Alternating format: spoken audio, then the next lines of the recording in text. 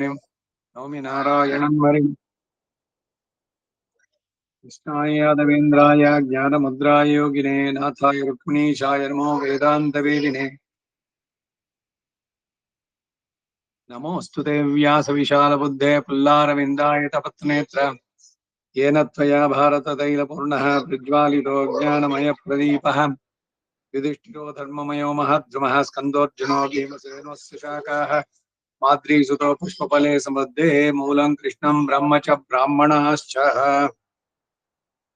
भीष्मद्रोणतडा चेद्रतजला गान्धार नीलोत्पला शल्यग्राहवती कृपेण महिनी कर्णेन वेलाकुलाम् अश्वत्थामविकर्णघोरमकरा दुर्योधनावर्तिनीः सोत्तीर्णाः खलु पाण्डवैरणनदी कैवर्तके केशवीम् धर्मे चार्थे च कामे च मोक्षे च भरतर्षभ यदि हास्ति तदन्यत्र यन्नेहास्ति न तत्क्वचित् अष्टमैषी समेत श्रीकृष्णाय परब्रह्मणे नमः। अथ श्रीमन्महाभारते द्रोणपर्वे अभिमन्युवध पर्वः 56ನೇ ಅಧ್ಯಾಯ ಸುಹೋತೃ ರಾಜನ ಚರಿತ್ರೆ.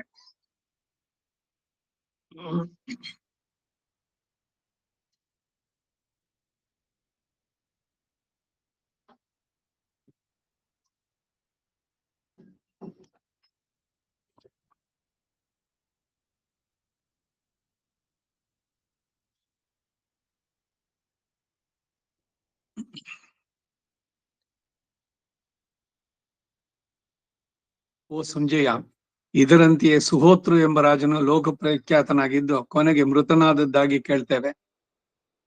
ಸಾವಿನ ಬಗ್ಗೆ ದುಃಖ ಉದ್ವೇಗ ಜಾಸ್ತಿ ಆದಾಗ ಒಂದೊಂದೇ ವೃತ್ತಾಂತಗಳನ್ನು ತಿಳಿಸಿ ಧರ್ಮರಾಜನಿಗೆ ಅಭಿಮನ್ಯು ವಧೆ ಅದರ ದುಃಖದಿಂದ ಪರಿಹಾರ ಮಾಡೋದಕ್ಕೆ ಇದನ್ನೆಲ್ಲ ಒಂದೊಂದಾಗಿ ಹೇಳ್ತಾ ಇರೋದು.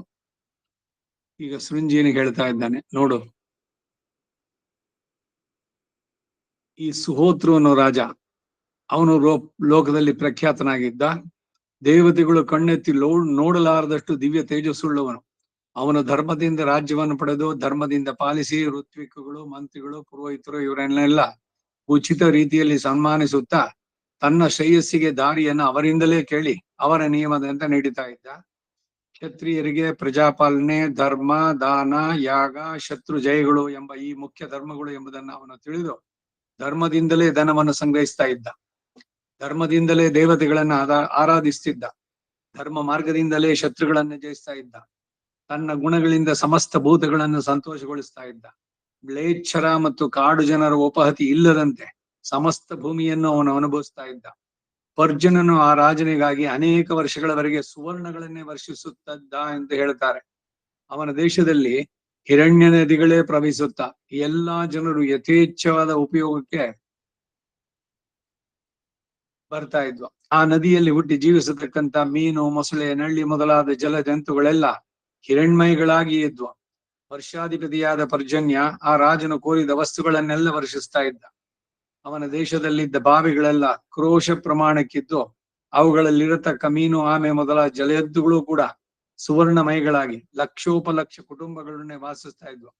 ಇದನ್ನೆಲ್ಲ ನೋಡಿ ಆ ರಾಜನಿಗೆ ಆಶ್ಚರ್ಯವಾಯಿತು. ಇಷ್ಟು ಅಪರಿಮಿತವಾದ ಸುವರ್ಣವನ್ನೆಲ್ಲ ಆ ರಾಜನು ಸತ್ಪಾತ್ರದಲ್ಲಿ ವಿನಿಯೋಗಿಸುವುದಕ್ಕಾಗಿ ಕುರುಜಾಂಗಲ ಎಂಬ ಪವಿತ್ರವಾದ ಸ್ಥಳದಲ್ಲಿ ದೊಡ್ಡ ಯಾಗವನ್ನ ಆರಂಭಿಸಿ ಬ್ರಾಹ್ಮಣರಿಗೆ ಅವನ್ನೆಲ್ಲ ದಾನ ಮಾಡಿದ. ಸಾವಿರಾರು ಅಶ್ವಮೇಧಗಳನ್ನ, 100 ರಾಜಸೂಯಗಳನ್ನ, ಅನೇಕ ಕ್ಷತ್ರಿಯ ಯೋಗ್ಯಗಳಾದ ಯಜ್ಞಗಳನ್ನು ನಡೆಸಿದ್ದ. ಅಪರಿಮಿತವಾದ ದಕ್ಷಿಣಗಳನ್ನು ಕೊಟ್ಟ. ಕಾಮ್ಯ ಕರ್ಮಗಳಿಂದಲೂ ನಿಷ್ಕಾಮಗಳಾದ ನಿತ್ಯ ನೈಮಿತ್ತಿಕ ಕರ್ಮಗಳಿಂದಲೂ ಎಡಬಿಡದೆ ದೇವತೆಗಳನ್ನ ಆರಾಧಿಸಿ ಕೊನೆಗೆ ಅವನು ತನಗೆ ಇಷ್ಟವಾದ ಸದ್ಗತಿಯನ್ನ ಹೊಂದಿದ. ಸರ್ವವಿಧದಿಂದಲೂ ಅತ್ಯುತ್ತಮ ಎನಿಸಿಕೊಂಡಂತವನು ಧರ್ಮ, ಜ್ಞಾನ, ವೈರಾಗ್ಯ, ಐಶ್ವರ್ಯಗಳಲ್ಲಿ ನಿನಗಿಂತಲೂ ಮೇಲು ಎನಿಸಿದ್ದ. ಯಾರು? ಧರ್ಮರಾಜನಿಗಿಂತ. ಆತನೇ ಸತ್ತ ಮೇಲೆ ಇವನಿಗೆ ಸೃಂಜಿನಿಗೆ ಹೇಳ್ತಾ ಇರೋದು, ನಿನ್ನ ಮಗನಿಗಿಂತಲೂ ಅವನು ಎಷ್ಟೋ ಮೇಲಾದವನು. ಯಜ್ಞಗಳನ್ನು ಮಾಡದೆ, ಬ್ರಾಹ್ಮಣರಿಗೆ ದಕ್ಷಿಣೆಗಳನ್ನು ಕೊಡದೆ ಸ್ವಲ್ಪ ಕಾಲ ಜೀವಿಸಿದ್ದು ಕಾಲವಶನಾದ ನಿನ್ನ ಮಗನಿಗಾಗಿ ನೀನು ಚಿಂತಿಸಬೇಡ ಎಂದ. ಇಲ್ಲಿಗೆ 56ನೇ ಅಧ್ಯಾಯ. ಅಷ್ಟಮೈಷಿ ಸಮೇತ ಶ್ರೀಕೃಷ್ಣಾಯ ಪರಬ್ರಹ್ಮಣೇ ನಮಃ. 57ನೇ ಅಧ್ಯಾಯ ಅಂಗರಾಜ ಚರಿತ್ರ. ಈ ಸೃಂಜಯ ಕುರುವಂಶದಲ್ಲಿ ಹುಟ್ಟಿದ ಅಂಗರಾಜ ಎಂಬುವನು ಲೋಕಪ್ರಖ್ಯಾತನಾಗಿದ್ದ. ಕೊನೆಗೆ ಕಾಲಾಧೀನನಾದ ಅಂತ ಕೇಳ್ತೇವೆ. ಅವನು ಮಹಾವೀರ. ಅವನ ಯಾಗಾರ್ಥವಾಗಿ 10 ಲಕ್ಷ ಸಂಖ್ಯೆಯ ಬಿಳಿ ಕುದುರೆಗಳನ್ನು ಕಳಿಸಿದ. ಅವನು ನಡೆಸಿದ ಅನೇಕ ಅಶ್ವಮೇಧಗಳಲ್ಲಿ ದೇಶ ದೇಶಗಳಿಂದ ಎಷ್ಟೋ ರಾಜರು ಬಂದು ನೆರೆದರು.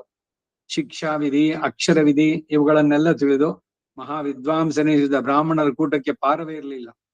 ಅಲ್ಲಿ ಯಾಗಕ್ಕಾಗಿ ಬಂದಿದ್ದ ಬ್ರಾಹ್ಮಣರೆಲ್ಲರೂ ವೇದಾಂಗಗಳನ್ನ ಅಭ್ಯಸಿಸಿ ವ್ರತಸ್ನಾನ ಮಾಡಿದವರು, ವದಾನ್ಯರು, ಪ್ರಿಯದರ್ಶನವುಳ್ಳವರು, ಅವರೆಲ್ಲರೂ ಶಯನ, ಆಸನ, ಭೋಜನಗಳಿಂದ, ಭಕ್ಷ್ಯಗಳಿಂದಲೂ ವಸ್ತ್ರಾಭರಣಗಳಿಂದಲೂ ಯಥೇಚ್ಛವಾಗಿ ಉಪಚರಿಸಲ್ಪಟ್ರು.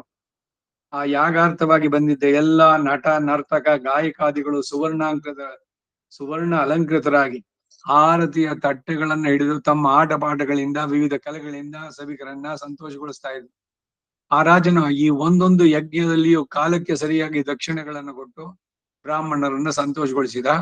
ಸುವರ್ಣಾಲಂಕೃತಗಳಾದ 10,000 ಆನೆಗಳನ್ನ, ಧ್ವಜ ಪತಾಕೆಗಳನ್ನ ಕೂಡಿದ 10,000 ರಥಗಳನ್ನ ದಾನ ಮಾಡಿದ.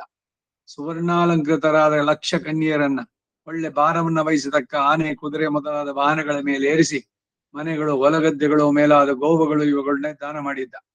ಮತ್ತು ಲಕ್ಷೋಪಲಕ್ಷ ಸಂಖ್ಯೆಯಿಂದ ಸುವರ್ಣ ಅಲಂಕೃತಗಳಾದ ಎತ್ತುಗಳನ್ನ, ಚಿನ್ನದ ಕಟ್ಟುಳ್ಳ ಕೊಂಬುಗಳಿಂದಲೂ ಬೆಳ್ಳಿಯ ಗೊರಸುಗಳಿಂದಲೂ ಕೂಡಿದ ಸಾವಿರಾರು ಗೋವುಗಳನ್ನ, ಕರುಗಳೊಡ್ನಿಯೋ, ಕಂಚಿನ ಪಾತ್ರೆಗಳೊಡ್ನಿಯೋ ಬ್ರಾಹ್ಮಣರಿಗೆ ದಾನ ಮಾಡಿದ.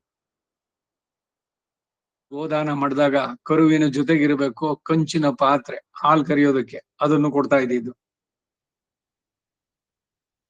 ಹಾಗೆಯೇ 100 ದಾಸಿಯರನ್ನ, ದಾಸರನ್ನ, ಹೇಸರಗತ್ತೆ, ಒಂಟೆ ಮೊದಲಾದ ವಾಹನ ಮೃಗಗಳನ್ನ, ಶಾಲುವೆಗಳನ್ನ, ವಿವಿಧ ರತ್ನಗಳನ್ನ, ಪರ್ವತದಂತಿರುವ ಅನ್ನರಾಶಿಗಳನ್ನು ಬಂದವರಿಗೆಲ್ಲ ಸಮೃದ್ಧಿಯಾಗಿ ದಾನ ಮಾಡಿದ. ಆ ಅಂಗರಾಜನು ನಡೆಸಿದ ಯಜ್ಞವನ್ನು ಕುರಿತು ಪುರಾಣಜ್ಞರು ಕೆಲವು ಗಾದೆಗಳನ್ನ ಹಾಡುತ್ತಾರೆ.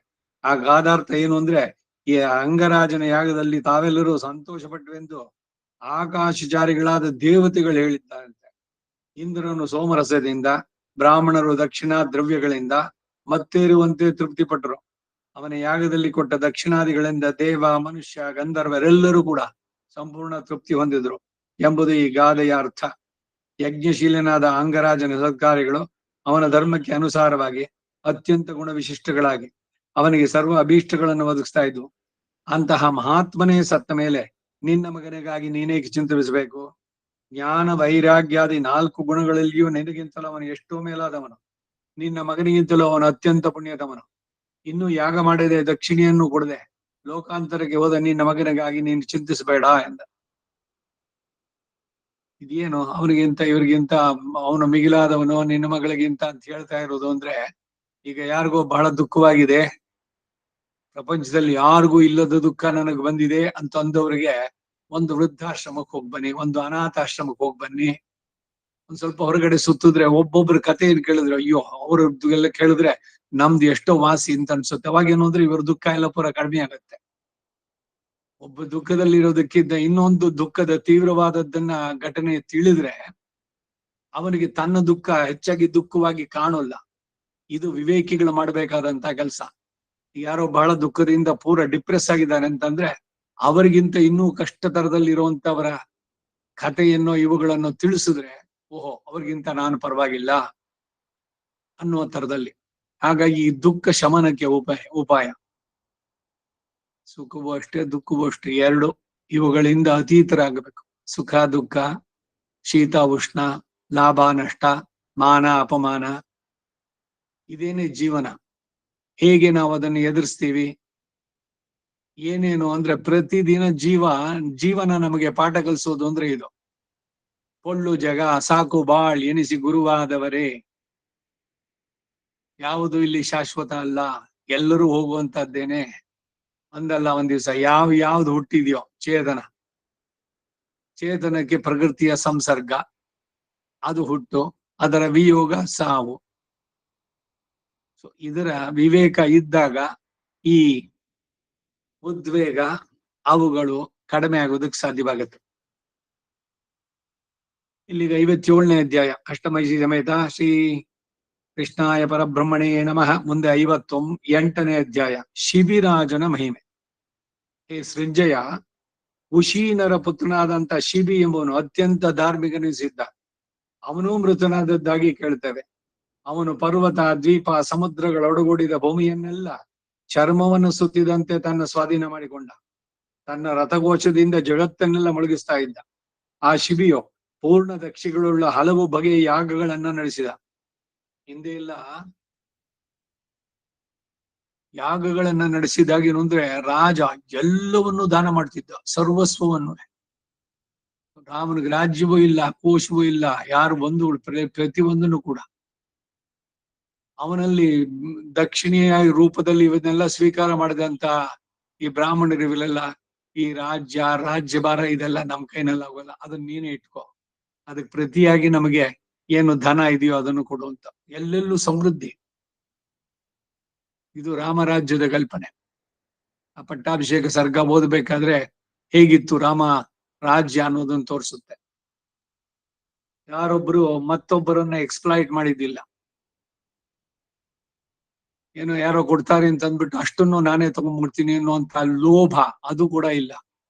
ತಮಗೆ ಎಷ್ಟು ಅವಶ್ಯಕವೋ ಅಷ್ಟು. ಇದು ಈ ಹರಿಷಡ್ವರ್ಗಗಳನ್ನ ನಿಯಂತ್ರಿಸಿದವರು ಪ್ರತಿಯೊಬ್ಬರು ಕೂಡ ಧರ್ಮದ ಎಲ್ಲೆಯನ್ನ ಯಾರು ಮೀರ್ತಾ ಇರಲಿಲ್ಲ. ಅವರವರ ಶರೀರ ಏನು ಉದ್ದೇಶ ಬಂದಿದ್ರು ಅದು ಸಾರ್ಥಕತೆ ಆದ್ಮೇಲೆ ಹೊರಡ್ತಾ ಇದ್ರು. ಹರಿದ ಬಟ್ಟೆಯನ್ನ ಬಿಸಿಟ್ಟದಂತೆ ಜೀರ್ಣವಾದ ಶರೀರ ಬಿಟ್ಟು ಹೋಗ್ತಾ ಇದ್ರು.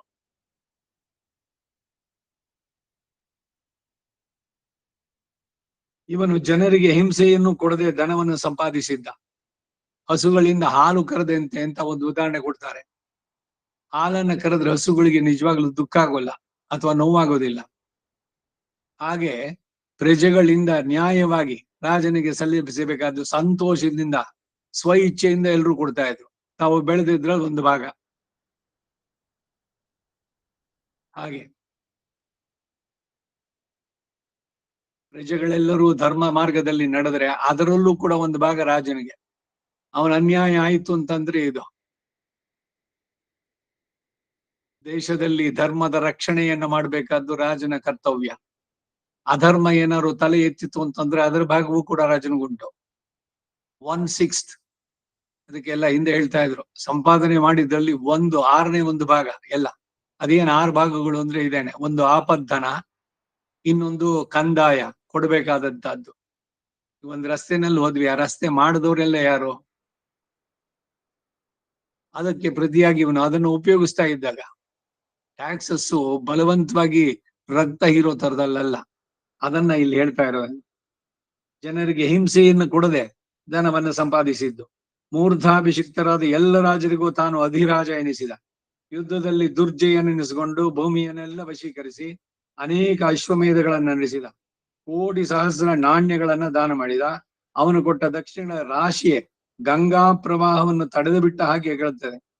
ಆನೆ, ಕುದುರೆ, ಹಸು, ಎತ್ತು, ಆಡು ಮುಂತಾದ ಅನೇಕ ಮೃಗಜಾತಿಗಳನ್ನ, ವಿವಿಧ ಧಾನ್ಯಗಳನ್ನ, ಅನೇಕ ಭೂಭಾಗಗಳನ್ನ ಬ್ರಾಹ್ಮಣರಿಗೆ ದಾನ ಮಾಡಿದ. ಮಳೆಗಾಲದಲ್ಲಿ ಎಷ್ಟು ಹನಿಗಳು ಬೀಳುವೋ, ಆಕಾಶದಲ್ಲಿ ಎಷ್ಟು ನಕ್ಷತ್ರಗಳಿದೆಯೋ, ಗಂಗಾ ತೀರದಲ್ಲಿ ಎಷ್ಟು ಮರಳುಗಳುಂಟೋ, ಮೇರು ಪರ್ವತದಲ್ಲಿ ಎಷ್ಟು ಕಲ್ಲುಗಳುಂಟೋ, ಸಮುದ್ರದಲ್ಲಿ ಎಷ್ಟು ರತ್ನಗಳುಂಟೋ, ಅಷ್ಟು ಸಂಖ್ಯೆಯ ದಕ್ಷಿಣೆಗಳನ್ನ ಆ ಶಿಬಿಯು ಯಾಗಗಳಲ್ಲಿ ದಾನ ಮಾಡಿದ್ದಾಗಿ ಕೇಳ್ತೇವೆ. ದಾನವನ್ನ ಸ್ವೀಕಾರ ಮಾಡಿದಾಗ ಆ ದಾನದ ಜೊತೆಗೆ ಆ ದಾನ ಮಾಡಿದವನ ಒಂದ್ ಸ್ವಲ್ಪ ದೋಷಗಳು ಕೂಡ ಇವನಿಗೆ ಬರುತ್ತೆ. ಇದಕ್ಕಾಗಿಯೇ ಇವನು ಗಾಯತ್ರಿಯನ್ನ ಮಾಡಿ ದಾನಗಳಿಂದ ಪರಿಹಾರ ಮಾಡ್ಕೊಳ್ಳೋದು. ಹಿಂದಿನ ಒಂದ್ಸಲ ಹೇಳಿದೆ ನಾನು. ಎಲ್ರು ಪುಣ್ಯ ನದಿ ತೀರ್ಥದಲ್ಲಿ ಸ್ನಾನಗಳನ್ನು ಮಾಡಿ ಬರ್ತಾರೆ. ಗಂಗೆ, ಯಮುನೆ, ಕಾವೇರಿ, ತುಂಗ, ಬೇಕಾದಷ್ಟಿದೆ ಪುಣ್ಯ ನದಿಗಳು. ಹಿಮಮ್ಮೆ, ಗಂಗೆ, ಯರುಣೆ,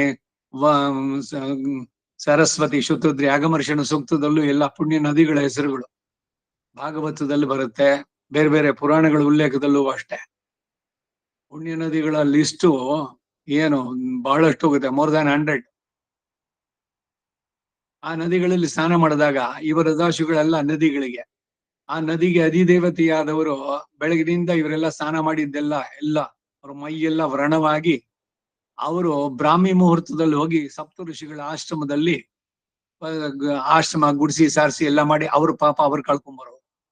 ಮತ್ತೆ ಅಲ್ಲಿ ಬಿಟ್ಟಂತ ಪಾಪಗಳು ಋಷಿಗಳಿಗ ಅಂತಂದ್ರೆ ಋಷಿಗಳು ತಮ್ಮ ತಪಸ್ಸಿನಿಂದ ಅದನ್ನೆಲ್ಲ ಬರ್ನ್ ಮಾಡ್ತಾ ಇದ್ರು. ಹೀಗೆ ಬ್ರಾಹ್ಮಣರು ಅಷ್ಟೇ, ದಾನ ಅಂದ್ರೆ ಬ್ರಾಹ್ಮಣರಿಗೆ ಬ್ರಾಹ್ಮಣಾನ್ ಭೋಜಯಿತ್ವ ಆಶಿಷೋ ವಾಚಯಿತ್ವ ಅಂತಿವೆಲ್ಲ ಬಂದಿದ್ದೇನು ಅಂದ್ರೆ ಅದರ ಜೊತೆಗೆ ಇವರು ಮಾಡುವ ಗಾಯತ್ರಿಯಿಂದ ಆ ಎಲ್ಲ ದೋಷಗಳ ಪರಿಹಾರ ಇವ್ರಿಗೆ ಆಗ್ತಾ ಇದ್ದಿದ್ದು ಈ ರೀತಿನಲ್ಲಿ.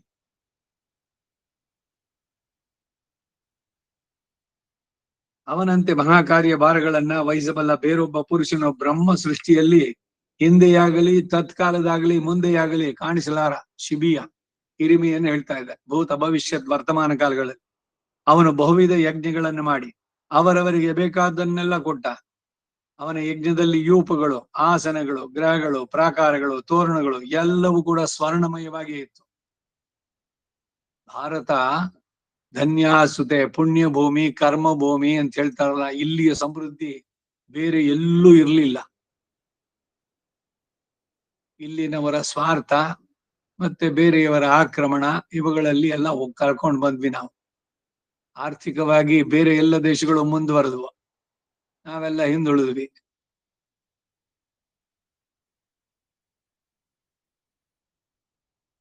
ಲಕ್ಷೋಪಲಕ್ಷ ಸಂಖ್ಯೆಯ ಬ್ರಾಹ್ಮಣರು ಆ ಯಜ್ಞದಲ್ಲಿ ನಾನಾ ವಿಧ ಭಕ್ಷ್ಯಗಳಿಂದ ಕೂಡಿದ ಮೃಷ್ಟಾನ್ನಗಳಿಂದ ಪಾನೀಯಗಳಿಂದ ತೃಪ್ತಿ ಹೊಂದಿದ್ರು. ಹಾಲು ಮೊಸರುಗಳು ಅವನ ಯಜ್ಞವಾಟದಲ್ಲಿ ನದಿಗಳಾಗಿ ಪ್ರವಹಿಸ್ತಾ ಇದ್ವು. ಅನ್ನರಾಶಿಗಳು ಪರ್ವತಗಳಂತೆ ಕಾಣ್ತಾ ಇದ್ವು. ಆ ಯಜ್ಞ ಕಾಲದಲ್ಲಿ ಎಲ್ಲಿ ನೋಡಿದ್ರು ಯಥೇಚ್ಛವಾಗಿ ಕುಡಿಯಿರಿ, ಸ್ನಾನ ಮಾಡಿ, ಭಜಿಸಿ ಎಂಬ ಮಾತುಗಳು ಕೇಳ್ತಾ ಇದ್ವು. ಆ ಶಿಬಿಯ ಪುಣ್ಯ ಕಾರ್ಯಗಳಿಗೆ ಮೆಚ್ಚಿ ರುದ್ರನು ಅವನಿಗೆ ದಾನ ಮಾಡಿದಷ್ಟು ಧನವು ಹೆಚ್ಚುವಂತೆ, ಅವನ ಕರ್ಮಶ್ರದ್ಧೆಯು ಕೀರ್ತಿಯು ಧರ್ಮ ಕಾರ್ಯಗಳು ಹೆಚ್ಚುವಂತೆಯೂ ವರವನ್ನು ಕೊಟ್ಟ. ಹಲ್ಲಿದ್ದವರಿಗೆ ಕಡ್ಲೆ ಇಲ್ಲ, ಕಡ್ಲೆ ಇದ್ದವ್ರಿಗೆ ಹಲ್ಲಿಲ್ಲ ಅನ್ನೋ ಗಾದೆ ಕೇಳಿದ್ದೀರಿ. ದಾನ ಮಾಡೋದಕ್ ಬೇಕಾದಷ್ಟಿದೆ, ಆದ್ರೆ ಕೈ ಎತ್ತಿ ಕೊಡುವಂತ ಬುದ್ಧಿನೇ ಅವನಿಗಿಲ್ಲ. ಏನ್ ಪ್ರಯೋಜನ? ನಾಯಿಯ ಮೊಲೆಯಲ್ಲಿ ಹಾಲಿದ್ದಂತೆ ಅಂತ. ನಾಯಿಯ ಮೊಲೆಯಲ್ಲಿರೋ ಹಾಲು ನಾಯಿ ಮರಿಗೂ ಉಪಯೋಗ ಆಗತ್ತೆ, ಇನ್ ಬೇರೆ ಎಲ್ಲಾರು ಆಗತ್ತೇನೋ? ಹಾಗೆ ಇವರುಗಳ ಐಶ್ವರ್ಯ ಯಾಕೆ? ಇನ್ಯಾರಿಗೋ ಬಹಳಷ್ಟು ದಾನವನ್ನು ಕೊಡುವ ಮನಸ್ಸು. ಅವನ ಹತ್ರ ದುಡ್ಡೇ ಇಲ್ಲ. ದುಡ್ಡು ಇದ್ದು ಮನಸ್ಸು ಇದ್ದವನು, ಅವನು ಕೊಟ್ಟಿಟ್ಟವನು. ಅವನಿಗೆ ಕೊಡುವಂತಹ ದಾನಗಳೆಲ್ಲ ಮುಂದಕ್ಕೆ ಅವನಿಗೆ 10 100 ಬರುವಂತಹದ್ದು. ಅದರಿಂದ ದಾನ ಕೊಡುವಾಗ ಅಯ್ಯೋ ಕೊಡ್ಬೇಕಲ್ಲ ಅಂತ ದುಃಖದಿಂದ ಕೊಡೋದಲ್ಲ, ಅಯ್ಯೋ ಇಷ್ಟೆಲ್ಲ ಮಾಡ್ಬೇಕಾ ಅಂತ ಅನ್ಕೊಂಡು ಸಂತೋಷದಿಂದ, ತನಗೆ ಇಳಿದಿದ್ರು ಪರವಾಗಿಲ್ಲ ಅಂತ ಮಾಡ್ತಾನಲ್ಲ ಅಂತವನು ಹೆಚ್ಚು ಹೆಚ್ಚು ಪಡೆಯುತ್ತಾನೆ ದೇವತೆಗಳ ಕೃಪೆಯಿಂದ.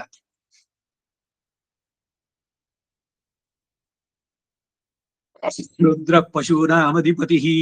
ಪಶು ಅಂದ್ರೆ ಸಂಪತ್ತು ಅಂತಾನು ಕೂಡ, ಬರೀ ಹಸುಗಳು ಅಂತಲ್ಲ, ಐಶ್ವರ್ಯ. ರುದ್ರ ಅವನಿಗೆ ದಾನ ಮಾಡಿದಷ್ಟು ಧನ ಹೆಚ್ಚುವಂತೆ, ಅವನ ಕರ್ಮಶ್ರದ್ಧೆ ಕೀರ್ತಿಯು ಧರ್ಮ ಕಾರ್ಯಗಳು ಹೆಚ್ಚುವಂತೆ ವರವನ್ನು ಕೊಟ್ಟ.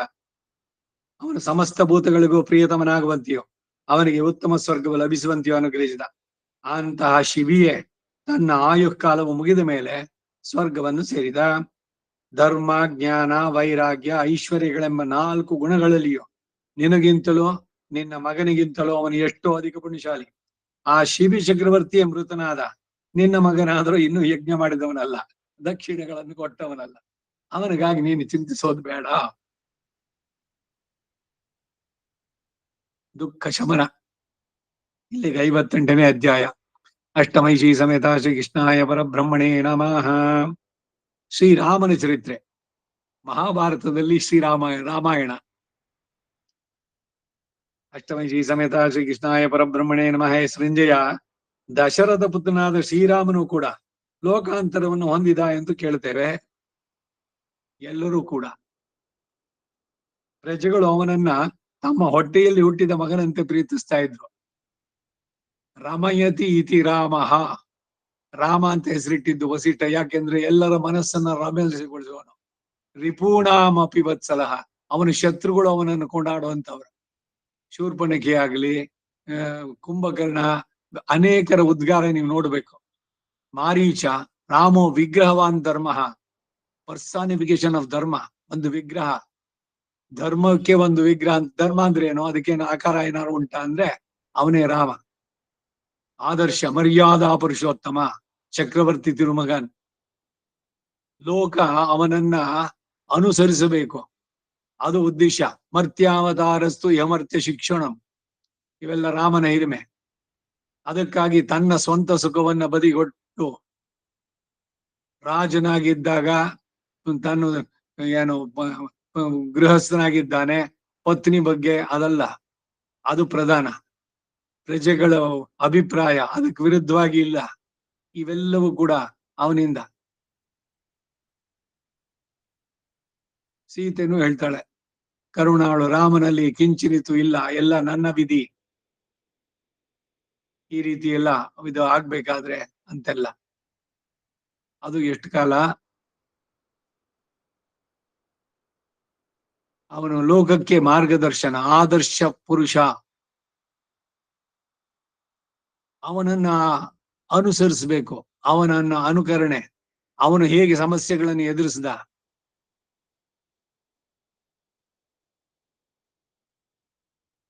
ಮಹಾ ತೇಜಸ್ವಿಯಾದ ಅವನ ಗುಣಗಳು ಅಸಂಖ್ಯೇಯ. ಅಖಿಲ ಹೇಯ ಪ್ರತ್ಯನೀಕನಾಯ್ ಸಕಲ ಕಲ್ಯಾಣ ಗುಣ ಪರಿಪೂರ್ಣನಾಯ್ ಅಂತ ಈ ಸಂಪ್ರದಾಯದಲ್ಲಿ ಹೇಳೋದ್ರಲ್ಲಿ ಇದು ಬರೀ ರಾಮನಿಗಷ್ಟೇ ಅಲ್ಲ, ಅವನ ಎಲ್ಲ ಪರ ವ್ಯೂಹ ವಿಭವ ಹಾರ್ದ ಅರ್ಚ ಎಲ್ಲದರಲ್ಲೂ ಕೂಡ ಅವನು ದೋಷ ದೂರನಾದವನು. ಅವನ ಮೇಲೆ ದೋಷಾರೋಪಣೆ ಮಾಡಿದ್ರೆ ಅವ್ರಿಗೆ ರಾಮಾಯಣ ಸರಿಯಾಗಿ ಗೊತ್ತಿಲ್ಲ ಅಂತಷ್ಟೇ. ಸಾರಾಂಶ ಇಷ್ಟು.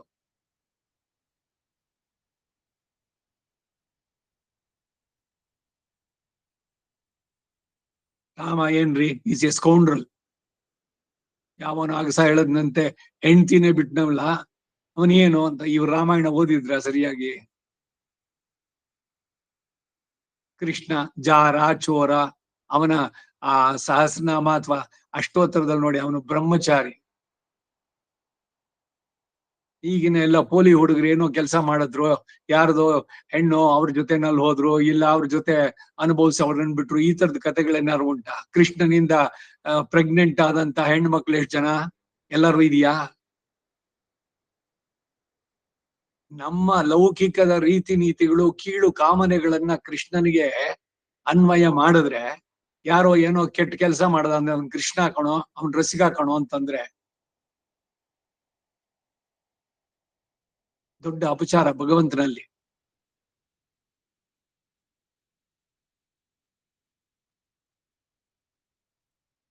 ರಾಮ ತನ್ನ ತಂದೆಯ ಮಾತಿಗೆ ಕಟ್ಟು ಬಿದ್ದು ಅವನು ತನ್ನ ಪತ್ನಿಯೊಡನೆಯೂ ತನ್ನ ತಮ್ಮನಾದ ಲಕ್ಷ್ಮಣನೆಯೂ 14 ವರ್ಷಗಳ ಕಾಡಿನಲ್ಲಿದ್ದ. ಜನಸ್ಥಾನದಲ್ಲಿದ್ದ ಋಷಿಗಳ ರಕ್ಷಣೆಗಾಗಿ ಅಲ್ಲಿ 14,000 ಮಂದಿ ರಾಕ್ಷಸರನ್ನ ಕೊಂದ. ಯುವರಾಜ ಪಟ್ಟಾಭಿಷೇಕ ಮಾಡ್ಕೊಂಡ್ ಕೂತಿದ್ರು, ಇದೆಲ್ಲ ಆಗ್ತಿತ್ತು?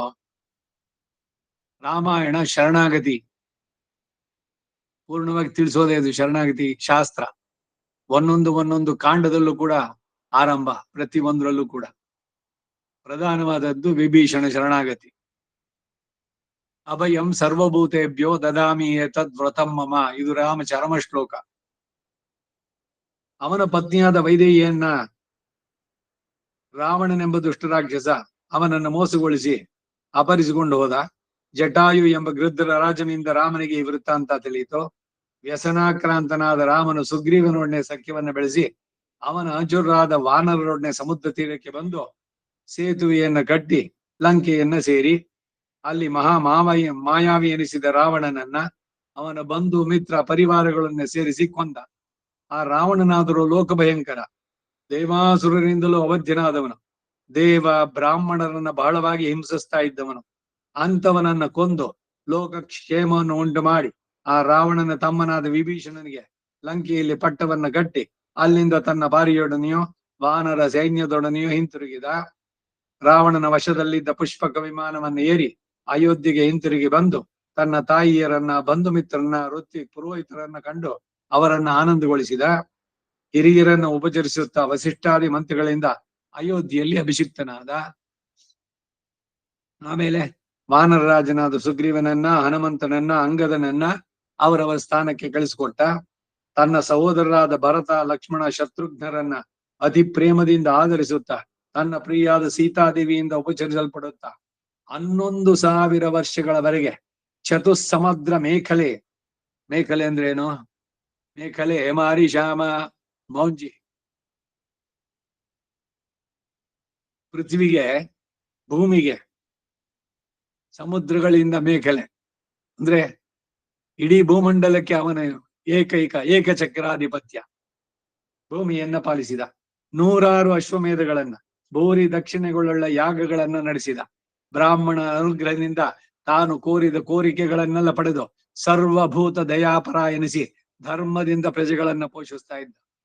11,000 ವರ್ಷ ಸಂತೋಷವಾಗಿ ಹೆಂಡತಿ ಮಕ್ಕಳು ಎಲ್ರ ಜೊತೆನಲ್ಲೂ ಇದ್ದಿದ್ದು. ಇವನು ಕಾಡಿನಲ್ಲಿ ಹೋಗಿದ್ದೆಷ್ಟು 14 ವರ್ಷ. ಅಲ್ಲೂ ಕೂಡ ಏನ್ ಕಷ್ಟಪಟ್ಟನವನು. ಮೂರ್ಖರು ಹೇಳುವಂತಹದ್ದು, ಅಯ್ಯೋ ರಾಮ ಏನ್ ಸುಖ ಪಟ್ಟ ಜೀವನದಲ್ಲಿ.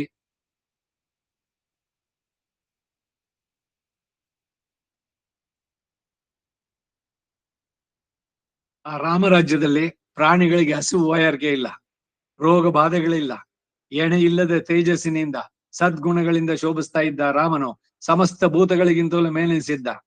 ರಾಮನು ರಾಜ್ಯವಾಳುವ ಕಾಲದಲ್ಲಿ ಋಷಿಗಳು, ದೇವತೆಗಳು, ಮನುಷ್ಯರು ಏಕೀಭಾವದಿಂದ ಭೂಮಿಯಲ್ಲೇ ವಾಸ್ತಾ ಇದ್ರು. ರಾಮನು ರಾಜ್ಯವಾಳುವ ಕಾಲದಲ್ಲಿ ಯಾವ ಪ್ರಾಣಿಗಳಿಗೂ ದೌರ್ಬಲ್ಯ ಇಲ್ಲ, ವ್ಯತೆ ಇಲ್ಲ. ರಾಮ ಯಾರು? ಅವನಿದ್ದಾಗ ಇದು ಯಾವ್ದಾರು ಆಗ್ಲಿಕ್ಕೆ ಸಾಧ್ಯನೇ? ಒಬ್ಬರಿ ಮಹರ್ಷಿಗಳು, ಬೇರೆ ಬೇಡ. ಅವರ ತಪಸ್ಸಿನಲ್ಲಿ ಎಷ್ಟರ ಮಟ್ಟಿಗೆ ತನ್ಮಯರಾಗಿದ್ರು ಅಂದ್ರೆ ಅಲ್ಲಿ ಸಹಜವಾಗಿ ವೈರವುಳ್ಳಂತ ಪ್ರಾಣಿಗಳು ಜೊತೆಯಲ್ಲಿರೋದು. ಹಾವಿದ್ರು, ಪಕ್ಷಿ ಇದ್ರು, ಅದು ಪಕ್ಷಿ ಹಾವನ್ನು ತಿಂತಾ ಇರ್ಲಿಲ್ಲ, ಇಲ್ಲ ಜಿಂಕೆಯನ್ನ ಹುಲಿ ತಿಂತಾ ಇರ್ಲಿಲ್ಲ. ಎಲ್ಲ ಸಮ ಇದರ ಜೊತೆನಲ್ಲಿದ್ದು ವೈರ ಭಾವವೇ ಇಲ್ಲ. ಏನಂದ್ರೆ ಆ ಸ್ಥಳದ ಮಹಿಮೆ. ಹೀಗೆ ರಾಮ ರಾಜ್ಯವಾಳುವ ಕಾಲದಲ್ಲಿ ಯಾವ ಪ್ರಾಣಿಗಳಿಗೂ ದೌರ್ಭಾಗ್ಯ ಇಲ್ಲ, ವ್ಯಥೆ ಇಲ್ಲ. ಪ್ರಾಣಾಪಾನ ವಾಯುಗಳು ಸಮಾನ ಎನಿಸಿದ್ವು. ತೇಜಸ್ಸುಗಳಿಗೆಲ್ಲ ಅಧಿಕ ಕಾಂತಿ ಉಂಟಾಯಿತು. ಪ್ರಾಣಿಗಳಿಗೆಲ್ಲಿ ಅನರ್ಥಗಳೆಂಬುದೇ ಇಲ್ಲ. ಪ್ರಜೆಗಳೆಲ್ಲ ದೀರ್ಘ ಕಾಲ ಜೀವಿಸುತ್ತಾ ಇದ್ರು. ತರುಣ ವಯಸ್ಸಿನಲ್ಲಿ ಯಾವನು ಸಾಯ್ತಾ ಇರಲಿಲ್ಲ. ತಂದೆಯಾದವನು ಮಗನ ಅಪರಕ್ರಿಯೆಗಳನ್ನು ನಡೆಸಿದ್ದಿಲ್ಲ. ಚತುರ್ವೇದ ಪಠಣದಿಂದ, ಹವ್ಯ ಕವ್ಯಗಳಿಂದ ದೇವತೆಗಳು ನಿತ್ಯ ತೃಪ್ತರಾಗಿದ್ರು. ಹವ್ಯ ದೇವತೆಗಳಿಗೆ, ಕವ್ಯ ಪಿತೃದೇವತೆಗಳಿಗೆ. ದೇವಾ ವೈ ಪಿತರಃ ಪಿತರೋ ದೇವಾಹ.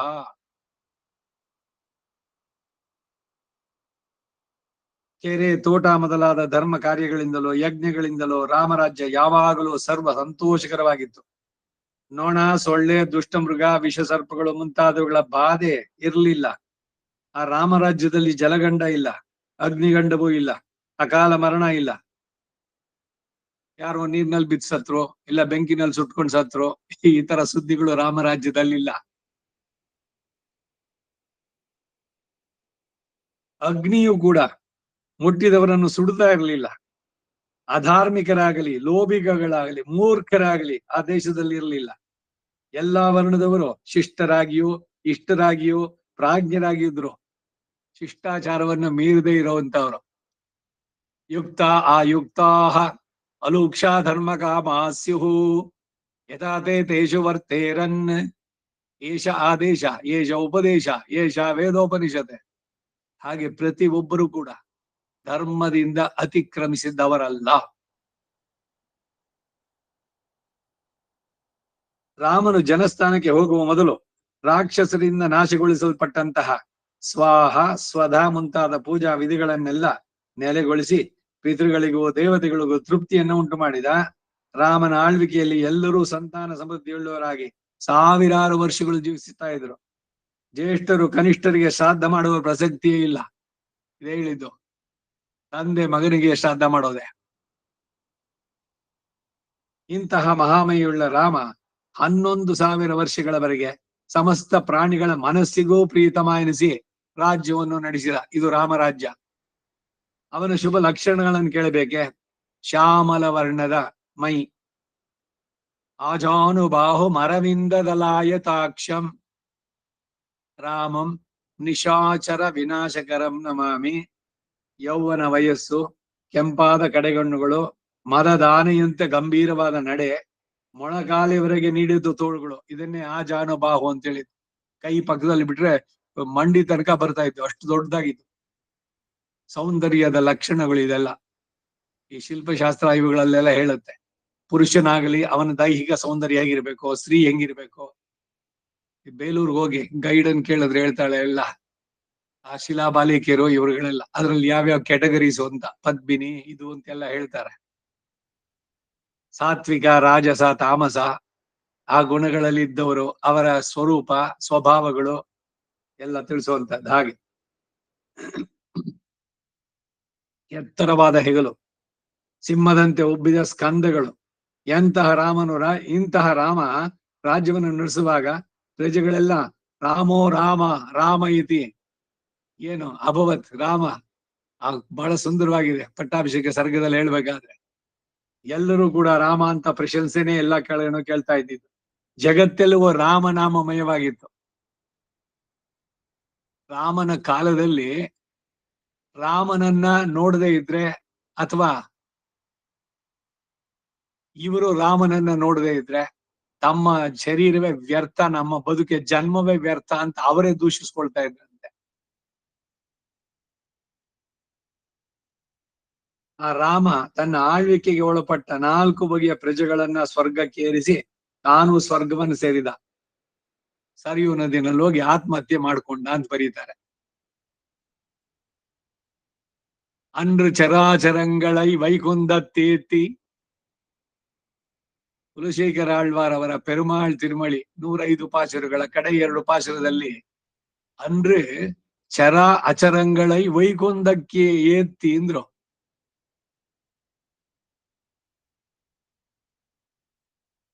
ರಾವಣ, ಕುಂಭಕರ್ಣ, ಶಾಪಗ್ರಸ್ತರಾದಂತಹ ಇವರು ದ್ವಾರಪಾಲಕರು, ವೈಕುಂಠದ ಜಯ ವಿಜಯರು, ಇವರ ಉಪಟಳಾಯುಧಗಳನ್ನ ಸಂಹಾರ ಮಾಡೋದಕ್ಕೆ ದೇವತೆಗಳು ಎಲ್ಲ ಭೂಮಿಯಲ್ಲಿ ವಾನರರಾಗಿ ಅವತರಿಸಿದ್ರು. ಬ್ರಹ್ಮ ಕೊಟ್ಟ ವರವನ್ನು ಸುಳ್ಳು ಮಾಡಿ ಈ ರಾವಣ ಹೇಳಿದ್ದ, ಎಲ್ಲದರಿಂದ ಕೇಳ್ಕೊಂಡ ಅವನು. ಆದ್ರೆ ಏನ್ ಇವ್ರು ಹುಲು ಮನುಜರು ಏನ್ ಮಾಡ್ತಾರೆ, ಕೋತಿಗಳೆಲ್ಲ ಏನ್ ಮಾಡಕ್ಕಾಗತ್ತೆ ನನ್ನನ್ನ ಅಂತ ಆ ರೂಪದಲ್ಲೇ ಬಂದು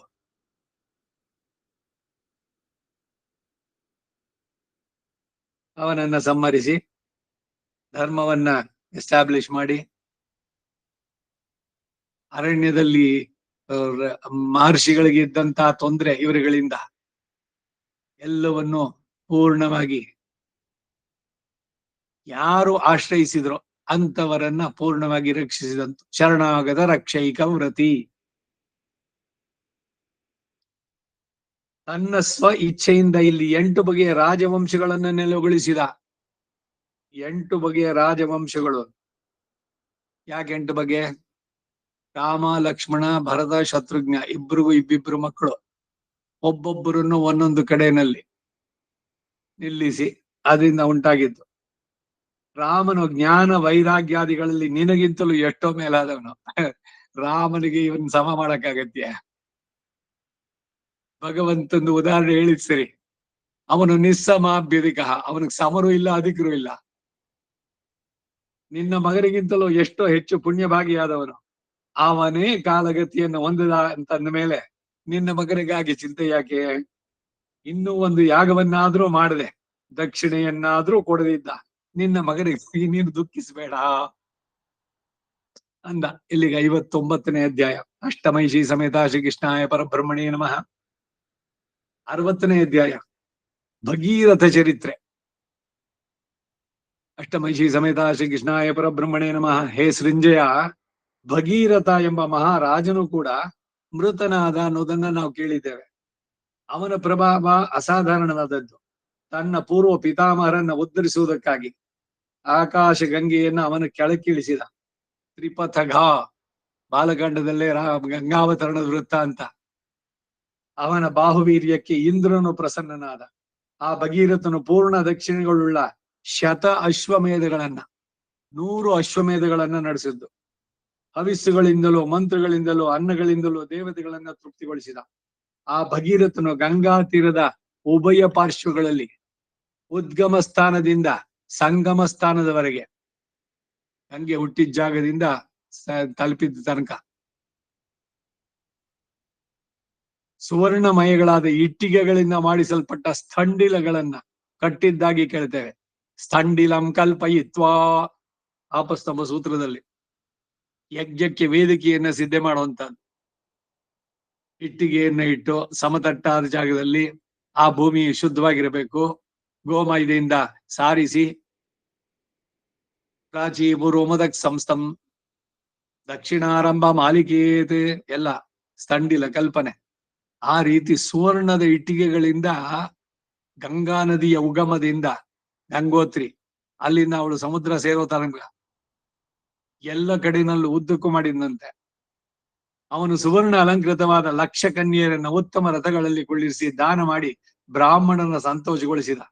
ಒಂದೊಂದು ರಥಕ್ಕೆ 4 ಕುದುರೆಗಳು, ಅವುಗಳ ಹಿಂದೆ ಸುವರ್ಣ ಅಲಂಕೃತವಾದ 100 ಆನೆಗಳು, ಒಂದೊಂದು ಆನೆ ಹಿಂದೆ 1000 ಕುದುರೆಗಳು, ಒಂದೊಂದು ಕುದುರೆಗೆ 100 ಗೋವುಗಳು, ಆ ಗೋವುಗಳ ಹಿಂದೆ ಆಡು ಕುರಿ ಮಂದೆಗಳು, ಹೀಗೆ ಸೇರಿಸಿ ಅವರವರಿಗೆ ದಾನ ಮಾಡಿದ್ದು. ಭಗೀರಥನು ಭೂರಿ ದಕ್ಷಿಣೆಗಳನ್ನ ಕೊಟ್ಟಿರ್ತಾ ಇರುವಾಗ ಗಂಗಾ ತೀರದ ಉಭಯ ಪಾರ್ಶ್ವಗಳಲ್ಲಿ ಸೇರಿದ ಜನಗಳ ಸಮ್ಮರ್ದವನ್ನ ತಡೆಯಲಾರದೆ ಗಂಗೆಯು ಅತ್ಯಂತ ಭಾರ ಪೀಡಿತಲಾಗಿ ಭಗೀರಥನ ತೊಡೆ ಮೇಲೆ ಬಂದು ಕುಳಿತು ಅಂತ ಹೇಳ್ತಾರೆ. ಅಂದರೆ ಜನಸಮ್ಮರ್ದದಿಂದ ಗಂಗೆಯ ತೀರ ಪ್ರದೇಶ ಕುಗ್ಗಿ ಭಗೀರಥನ ತೊಡೆಯ ಪ್ರಮಾಣಕ್ಕೆ ಗಂಗಾ ಜಲ ಹರಿದು ಬಂತು. ಅದರ ಮೇಲೆಯೇ ಗಂಗೆಯು ಭಗೀರಥನಿಗೆ ಮಗಳು ಎನಿಸ್ಕೊಂಡ್ಲು. ಭಾಗೀರಥಿ ಅಂತ ಹೆಸರಿಗೆ ಇನ್ನೊಂದು ಇದು. ಭಗೀರಥನನ್ನ ಅನುಸರಿಸಿ ಬಂದು ನೀನ್ ಹೋಗ್ತಾ ಇರು, ಹಿಂದೆ ನಾ ಬರ್ತೀನಿ ಅಂತ. ಅದಕ್ಕಾಗಿ ಇವಳು ಭಾಗೀರಥಿ. ಜನ್ನು ಋಷಿಯ ಕೋಪದಿಂದ ಈ ಆಶ್ರಮವನ್ನೆಲ್ಲ ಅಲ್ಲಿ ಗಂಗೆಗೂ ಅಹಂಕಾರ ಹೋಗ್ಲಿಲ್ಲ.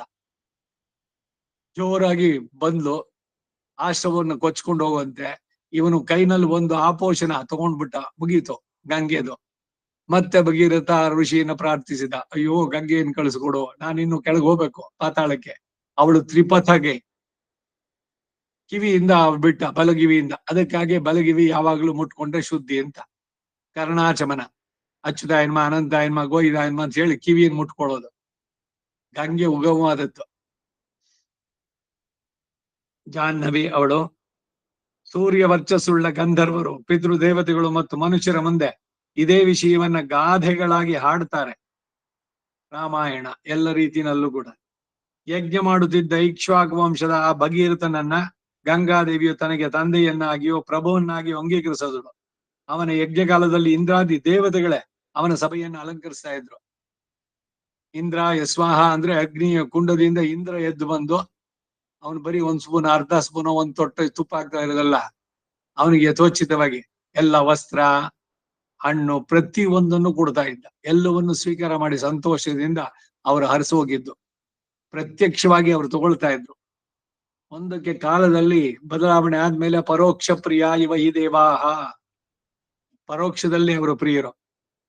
ನಾವು ಕೊಡೋ ತುಪ್ಪದಿಂದ ಅವರು ತೃಪ್ತರಾಗಿ ನಮ್ಮನ್ನ ಹರಸುತ್ತಾರೆ, ನಮ್ಮ ಬಯಕೆಗಳನ್ನು ಪೂರೈಸೋದು. ಇದು ಪ್ರತ್ಯಕ್ಷವಾಗಿ ಇಲ್ಲ ಇಲ್ಲಿ. ಆಗಿನ ಕಾಲಕ್ಕೆ ತ್ರೇತಾಯುಗದಲ್ಲಿ ಅಥವಾ ಅದಕ್ಕೂ ಹಿಂದೆ ನೇರವಾಗಿ ಇದ್ದಿದ್ದು. ಆ ಭಗೀರಥನಿಗೆ ಯಾವ ರೋಗಾದಿಗಳು ವಿಘ್ನಗಳು ಇಲ್ಲದಂತೆ ದೇವತೆಗಳು ಅವನನ್ನು ಅನುಗ್ರಹಿಸಿದ್ರು. ಅವರ ಅನುಗ್ರಹ ಬಲದಿಂದ ಅವನ ಯಜ್ಞಗಳೆಲ್ಲ ನಿರ್ದುಷ್ಟವಾಗಿಯೋ ನಿರ್ವಿಘ್ನವಾಗಿಯೂ ನಡೆದುವ. ಆ ಯಜ್ಞ ಕಾಲದಲ್ಲಿ ಬ್ರಾಹ್ಮಣರು ಯಾರು ಯಾವುದನ್ನು ಕೋರಿದ್ರು ಆ ರಾಜನು ಆಗಾಗಲೇ ಅದನ್ನು ಕೈಗೂಡಿಸ್ತಾ ಇದ್ದ. ಆ ಯಜ್ಞ ಕಾಲದಲ್ಲಿ ಬ್ರಾಹ್ಮಣರಿಗೆ ಕೊಡಬಾರದು ವಸ್ತುವೇ ಇರಲಿಲ್ಲ. ತನ್ನ ಯೋಗ ಬಲದಿಂದ ಅವರವರಿಗೆ ಇಷ್ಟವಾದ ಧನವನ್ನು ಕೊಟ್ಟು ಎಲ್ಲರನ್ನ ತೃಪ್ತಿಗೊಳಿಸಿದ. ಆ ಭಗೀರಥನು ಬ್ರಾಹ್ಮಣ ಅನುಗ್ರಹದಿಂದ ಬ್ರಹ್ಮಲೋಕವನ್ನು ಸೇರಿದ.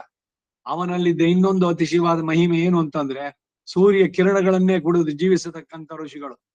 ಉದಯ ಕಾಲದಲ್ಲಿ ಸೂರ್ಯನನ್ನ, ಆ ಸೂರ್ಯನಿಗೆ ಅಂತರ್ಯಾಮಿಯಾದ ಭಗವಂತನನ್ನ ಯಾವ ಉದ್ದೇಶದಿಂದ ಉಪಾಸಿಸ್ತಾರೋ ಆ ಉದ್ದೇಶದಿಂದ ಭಗೀರಥ ರಾಜನನ್ನೇ ಉಪಾಸಿಸುತ್ತಿದ್ರು ಅಂತ ಕೂಡ ನಾವು ಕೇಳ್ತೇವೆ.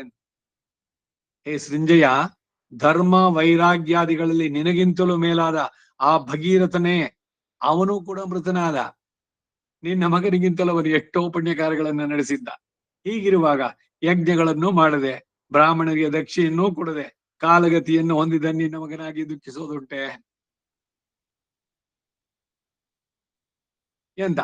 ಇಲ್ಲಿಗೆ 60ನೇ ಅಧ್ಯಾಯ. ಅಷ್ಟಮೈಷಿ ಸಮೇತ ಶ್ರೀ ಕೃಷ್ಣಾಯ ಪರಬ್ರಹ್ಮಣೇ ನಮಃ.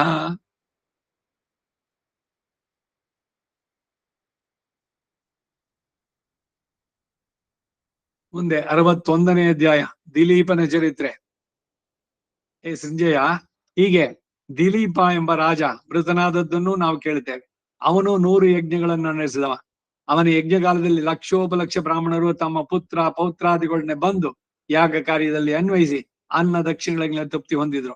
ಆ ಬ್ರಾಹ್ಮಣರೆಲ್ಲರೂ ಕರ್ಮ ಕಲಾಪಗಳನ್ನ ಬಲ್ಲವರು, ಜ್ಞಾನಿಗಳು, ಯಾಗಶೀಲರು, ಉಪಪನ್ನರು ಇವರೆಲ್ಲರೂ ಆ ಯಾಗದಲ್ಲಿ ಉತ್ತಮ ಭಕ್ಷಣಗಳಿಂದ, ಪುಣ್ಯ ಗಂಧಗಳಿಂದಲೂ, ಸುವರ್ಣ ಮಾಲಿಕೆಗಳಿಂದಲೂ ತೃಪ್ತರಾಗಿ ತಮ್ಮ ಇಷ್ಟದಂತೆ ಕೋರಿಕೆಗಳನ್ನು ಪಡೆದು ಆ ದಿಲೀಪನ ಮಹಾಕಾರ್ಯಗಳನ್ನ ಕೀರ್ತಿಸಿದ್ದಾರೆ. ಆ ರಾಜನು ಸಂಪತ್ ಸಮೃದ್ಧವಾದ ಈ ಭೂಮಿಯನ್ನ ತನ್ನ ಯಾಗ ಕಾಲದಲ್ಲಿ ಅನೇಕ ಬ್ರಾಹ್ಮಣರಿಗೆ ಹಂಚಿಕೊಟ್ಟ. ಅವನ ಯಜ್ಞಕಾಲದಲ್ಲಿ ಅನೇಕ ರಾಜರು ಬೇಕಾದಷ್ಟು ಕಾಣಿಕೆಗಳನ್ನು ತಂದುಕೊಟ್ರು. ಅವನ ಯಾಗ ಪಾತ್ರೆಗಳೆಲ್ಲ ಕೇವಲ ಸುವರ್ಣಮಯವಾಗಿ ಇದ್ವು. ಇಂದ್ರಾದಿ ದೇವತೆಗಳು ಅವನನ್ನ ಧರ್ಮದಲ್ಲಿ ನೆಲೆಗೊಂಡವನು ಎಂದು ಲೋಕಕ್ಕೆ ಪ್ರಕಟಿಸುವುದಕ್ಕಾಗಿ ಅವನ ಯಜ್ಞಕ್ಕೆ ತಾವಾಗಿಯೇ ಬಂದು ಸೇರ್ತಾ ಇದ್ರು. ಅವನ ಯಜ್ಞಕಾಲದಲ್ಲಿ ಪರ್ವತಾಕಾರವುಳ್ಳ ಆನೆಗಳು ಸಾವಿರಾರು ಸಂಖ್ಯೆಯಿಂದ ದಾನಕ್ಕಾಗಿ ಸಿದ್ಧಪಡಿಸಲ್ಪಟ್ಟಿದ್ದವು. ಅವನ ಯಜ್ಞ ಸಭೆಯು ಕೇವಲ ಸುವರ್ಣಮಯವಾಗಿ ಉತ್ತಮ ಕಾಂತಿಯಿಂದ ಜ್ವಲಿಸ್ತಾ ಇತ್ತು. ರಸ ಪದಾರ್ಥಗಳು ಕಾಲುವೆಗಳಂತೆ ಹರಿತಾ ಇದ್ವು. ಭಕ್ಷ್ಯ ರಾಶಿಗಳು ಪರ್ವತಗಳಂತೆ ಕಾಣ್ತಾ ಇದ್ವು. ಅವನ ಯಜ್ಞದ ಯೂಪಸ್ತಂಭಗಳು 1000 ಪಾಲು ಎತ್ತರವಾಗಿ ಸ್ವರ್ಣಮಯವಾಗಿ ಇದ್ದವು. ಆ ಯೂಪದಲ್ಲಿ ಚಶಾಲ, ಪ್ರಚಶಾಲ ಎಂಬ ಕಟ್ಟುಗಳೆರಡು, ಅವೆರಡು ಸುವರ್ಣಮಯಗಳೇ. ಯೂಪಸ್ತಂಭಕ್ಕೆ ಕಟ್ಟುವಂತಹದ್ದು ಪಶುಬಂಧ, ಆ ಕಟ್ಟುವ ಹಗ್ಗ ದಾರ ಇದೆಯಲ್ಲ, ಅದು ಎಲ್ಲವೂ ಸುವರ್ಣಮಯ. ಆ ಯಾಗ ಕಾಲದಲ್ಲಿ 13,000 ಮಂದಿ ಅಪ್ಸರ ಸ್ತ್ರೀಯರು ನರ್ತನ ಮಾಡಿದ್ರು. ವಿಶ್ವಾವಸು ಎಂಬ ಗಂಧರ್ವ ತಾನಾಗಿಯೇ ಬಂದು ವೀಣೆಯನ್ನು ನುಡಿಸ್ತಾ ಇದ್ದ. ಪ್ರತಿ ಪ್ರಾಣಿಗಳು ತನಗಾಗಿ ಆ ಗಾಯನ ನರ್ತಗಳೆಲ್ಲ ನಡೆಯುತ್ತಿರುವಂತೆ ಭಾವಿಸ್ತಾ ಇದ್ವು. ಆ ಯಜ್ಞದಲ್ಲಿ ಮೈ ಮರೆತು ಜನರೆಲ್ಲರೂ ಯವಾನ್ನ ಮೊದಲಾದ ಭೋಜ್ಯಗಳಿಂದ ತೃಪ್ತರಾಗಿ ಮತ್ತೇರಿ ಸಂಚಾರ ಮಾರ್ಗದಲ್ಲೇ ಮಲಗ್ತಾ ಇದ್ರು. ಹೇ ರಾಜ, ಅಂತಹ ಯಾಗವನ್ನು ನಡೆಸುವುದು ಬೇರೆ ಯಾವ ರಾಜರಿಗೂ ಸಾಧ್ಯವಿಲ್ಲ ಎಂದೇ ನನಗೆ ತೋರುತ್ತೆ. ಅವನ ಪ್ರಭಾವ ಅತಿ ಆಶ್ಚರ್ಯಕರ. ದಿಲೀಪನು ಒಮ್ಮೆ ಜಲದಲ್ಲಿ ಯುದ್ಧವನ್ನು ಮಾಡುವಾಗ ಅವನ ಚಕ್ರಗಳೆರಡು ನೀರಿನಲ್ಲಿ ಮುಳುಗದೆ ತೇಲುತ್ತಿದ್ದುದಾಗಿ ಹೇಳ್ತಾರೆ. ಇದು ಅವನ ಅಸಾಧಾರಣದ ಮಹಿಮೆ. ಅಗ್ನಿಸ್ತಂಭನ, ವಾಯುಸ್ತಂಭನ, ಜಲಸ್ತಂಭನ ಇವೆಲ್ಲ ಬಹಳ ಕಾಮನ್ನು. ಈಗೇನೋ ಅರಬ್ ಕಂಟ್ರೀಸು ಚಿನ್ನ ಬೇಕಾದಷ್ಟು ಎಲ್ಲ, ಅಯ್ಯೋ ಅದನ್ನ ನೋಡಕ್ ಹೋಗ್ಬೇಕು, ಎಲ್ಲ ಬಾತ್ರೂಮು ಇದು ಎಲ್ಲಾನು ಚಿನ್ನದಲ್ಲಿ ಮಾಡಿರೋದು ಅಂತ. ನಮ್ಮ ದೇಶದ, ನಮ್ಮ ಹಿಂದಿನ ರಾಜರ ಇವರುಗಳ ಸೌಂದರ್ಯ ಐಶ್ವರ್ಯದ ಮುಂದೆ ಇವೆಲ್ಲ ಏನು ಮಹಾ ಅಂತ.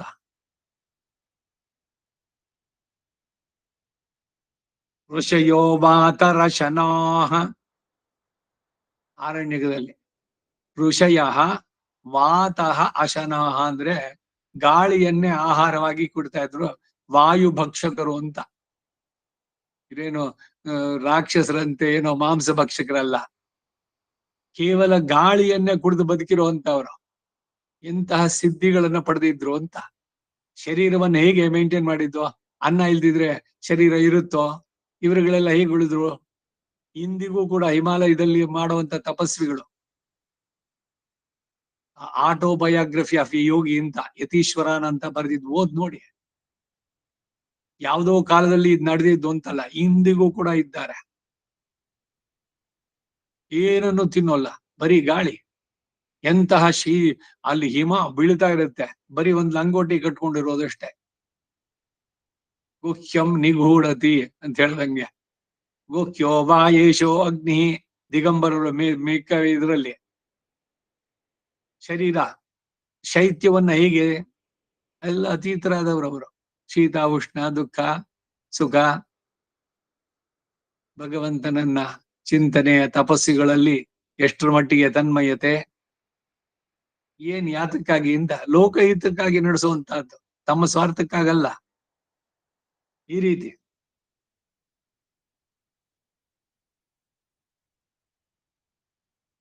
ಸತ್ಯವಾದಿಯಾದ ದಿಲೀಪ ರಾಜ ಭೂರಿ ದಕ್ಷಿಣಗಳನ್ನು ಯಜ್ಞ ಮಾಡ್ತಾ ಇದ್ದಾಗ ಅವನನ್ನು ಕಣ್ಣಿನಿಂದ ಯಾರ್ಯಾರು ದರ್ಶಿಸಿದ್ರು ಅವರೆಲ್ಲರೂ ಸ್ವರ್ಗವನ್ನು ಜಯಿಸಿದ್ರು ಅಂತ ಕೇಳ್ತೇವೆ. ಆ ದಿಲೀಪ ರಾಜನ ಮನೆಯಲ್ಲಿ ವೇದಾಧ್ಯಯನ ಘೋಷ ಒಂದು, ಅವನ ಘೋಷ ಒಂದು, ಯಥೇಚ್ಛವಾಗಿ ಕುಡಿಯಿರಿ, ಭಜಿಸಿ, ಭಕ್ಷಿಸಿ ಎಂದು ಅತಿಥಿ ಸತ್ಕಾರಗಳ ಘೋಷ 3. ಈ 5 ಶಬ್ದಗಳಿಗೆ ಬಿಡುವೇ ಇಲ್ಲ ಅಂತ ಹೇಳ್ತಾರೆ. ಹೇ ಸಂಜಯ, ಜ್ಞಾನ ವೈರಾಗ್ಯಾದಿ ಗುಣಗಳಲ್ಲಿ ನಿನಗಿಂತಲೂ ಮೇಲೆನಿಸಿ ನಿನ್ನ ಮಗನಿಗಿಂತಲೂ ಎಷ್ಟೋ ಅಧಿಕ ಪುಣ್ಯಶಾಲಿ ಎನಿಸಿದಂತಹ ಆ ದಿಲೀಪನೇ ಸತ್ತ ಅಂದ ಮೇಲೆ ಇನ್ನು ಯಜ್ಞಗಳನ್ನು ಮಾಡದೆ ದಕ್ಷಿಣಗಳನ್ನು ಕೊಡದಿದ್ದ ನಿನ್ನ ಮಗನ ಸಾವಿಗಾಗಿ ನೀನ್ ಯಾಕೆ ದುಃಖಿಸ್ತೀಯೇ? ಕೃಷ್ಣ 2ನೇ ಅಧ್ಯಾಯದಲ್ಲಿ ಶಿಷ್ಯಸ್ತೇಹಂ ಶಾದಿವಾಂ ತಾಂ ಪ್ರಪನ್ನಂ ಅಂತ ಹೇಳಿದ್ಮೇಲೆ ಶುರು ಮಾಡ್ದ. ಪ್ರಹಸನ್ನಿವ ಭಾರತ, ಮುಗುಳ್ನಗುತ್ತಾ ಹೇಳ್ತಾ ಇದ್ದ. ಗತಾಸೋ ನ ಗತಾಸೌಂಶ ನಾನು ಶೋಚಂತಿ ಪಂಡಿತಾ ಜಾತಸ್ಯ ಹಿ ಮರಣಂ ಧ್ರುವಂ ಧ್ರುವಂ ಜನ್ಮ ಮೃತಸ್ಯ ಚ ತಸ್ಮಾದ್ ಅಪರಿಹಾರ್ಯತೆ. ಇದಕ್ಕಾಗಿ ಶೋಧಿಸೋದಲ್ಲ, ಇದು ಬದಲಾಯಿಸೋಕ್ಕಾಗಲ್ಲ, ಪರಿಹಾರ ಇಲ್ಲ ಇದಕ್ಕೆ. ಯಾರ್ಯಾರು ಹುಟ್ಟಿದ್ರೋ ಎಲ್ರು ಸಾಯ್ಲೇಬೇಕು, ಅದು ವಿಧಿ ನಿಯಮ. Why don't you understand this? ಯಾರು ಸತ್ತಿದ್ದು ದೇಹ ಆತ್ಮ, ಆ ಭ್ರಮೆಯನ್ನು ಬಿಡಿಸೋದಕ್ಕೇನೆ 2ನೇ ಅಧ್ಯಾಯ ಪೂರ.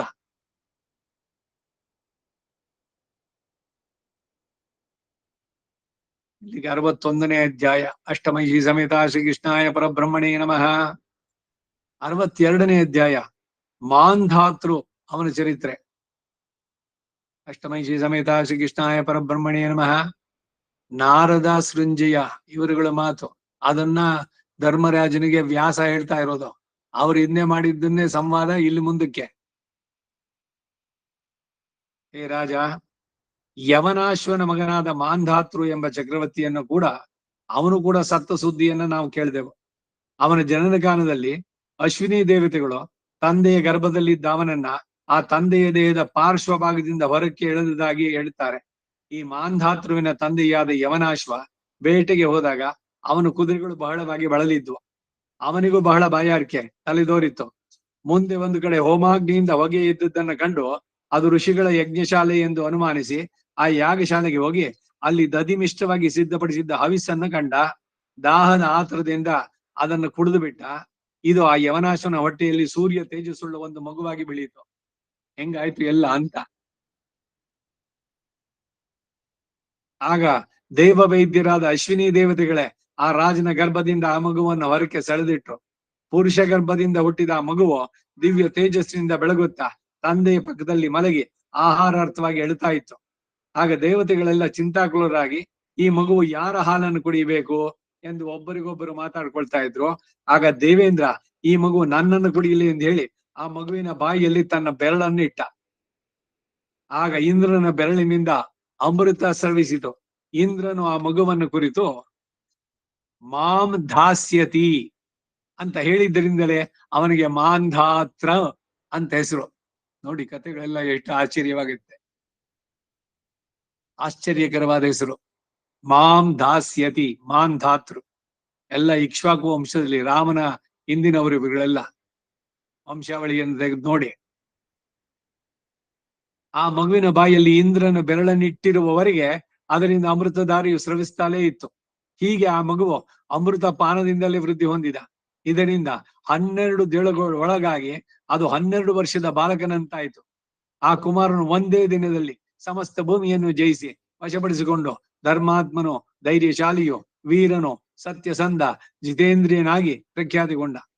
ಆ ಮಾಂಧಾತನು ಜನಮೇಜಯ, ಸುಧನ್ವ, ಗಯ, ಪೂರು, ಬೃಹದ್ರಥ, ಅಸಿತ, ನೃಗ ಎಂಬ ಅನೇಕ ರಾಜರನ್ನು ಜಯಿಸಿದ.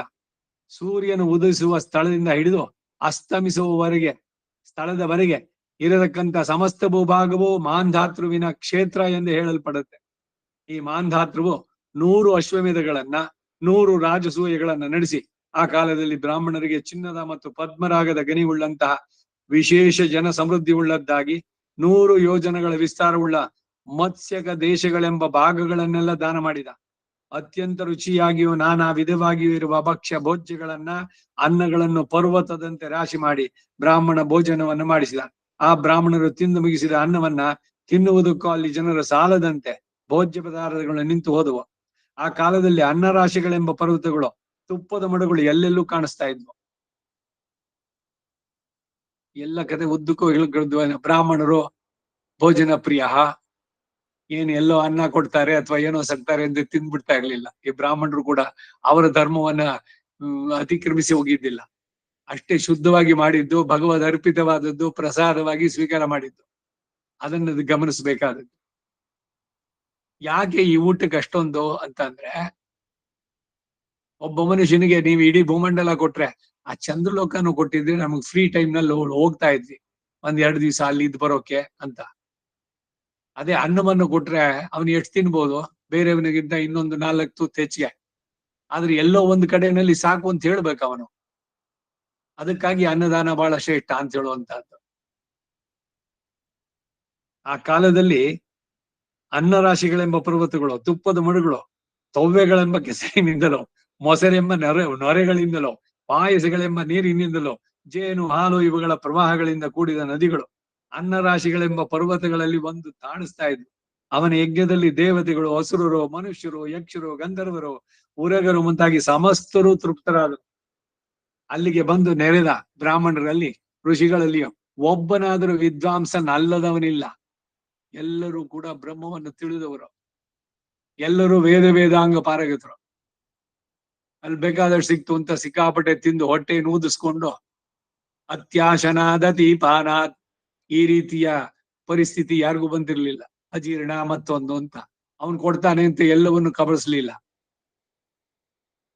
ಆ ಮಾಂಧಾತನು ಸಮುದ್ರಾಂತವಾದ ಸಮಸ್ತ ಭೂಮಿಯನ್ನ ಅದರೊಳಗಿನ ಸಂಪತ್ ಸಮೃದ್ಧಿಯೊಡನೆ ಬ್ರಾಹ್ಮಣರಿಗೆ ದಾನ ಮಾಡಿ ತಾನು ಯಾವುದನ್ನು ಸ್ವಂತಕ್ಕೆ ಇಟ್ಟುಕೊಳ್ಳದೆ ಮನೆಗೆ ಹೋದದ್ದಾಗಿ ಹೇಳ್ತಾರೆ. ಹೀಗೆ ರಾಜನು ಭೂರಿ ದಕ್ಷಿಣೆಗಳೆಲ್ಲ ಅನೇಕ ಯಾಗಗಳನ್ನ ಮಾಡಿ ಕೊನೆಗೆ ಅತ್ಯಂತ ಪುಣ್ಯಶಾಲಿಗಳಾದ ಲೋಕವನ್ನು ಸೇರಿದ. ಜ್ಞಾನ ವೈರಾಗ್ಯಾದಿ ಗುಣಗಳಲ್ಲಿ ನಿನಗಿಂತಲೂ ಮೇಲಾಗಿ ನಿನ್ನ ಮಗನಿಗಿಂತಲೂ ಅಧಿಕ ಪುಣ್ಯಶಾಲಿ ಎನಿಸಿದ ಆ ಮಾಂಧಾತನೇ ಸತ್ತ ಮೇಲೆ ಯಾಗವನ್ನು ಮಾಡಿದೆ, ದಕ್ಷಿಣೆಗಳನ್ನು ಕೊಡದೆ. ಮೃತನಾದ ನನ್ನ ಮಗನಿಗಾಗಿ ನೀನ್ ಯಾಕೆ ಶೋಕಿಸ್ತೀಯೇ ಎಂದ. ಇಲ್ಲಿಗೆ 62ನೇ ಅಧ್ಯಾಯ. ಅಷ್ಟಮೈಷಿ ಸಮೇತ ಶ್ರೀಕೃಷ್ಣಾಯ ಪರಬ್ರಹ್ಮಣೇ ನಮಃ. 63ನೇ ಅಧ್ಯಾಯ ಯಯಾತಿ ಚರಿತ್ರೆ. ಅಷ್ಟಮೈಷಿ ಸಮೇತ ಶ್ರೀಕೃಷ್ಣಾಯ ಪರಬ್ರಹ್ಮಣೇ ನಮಃ.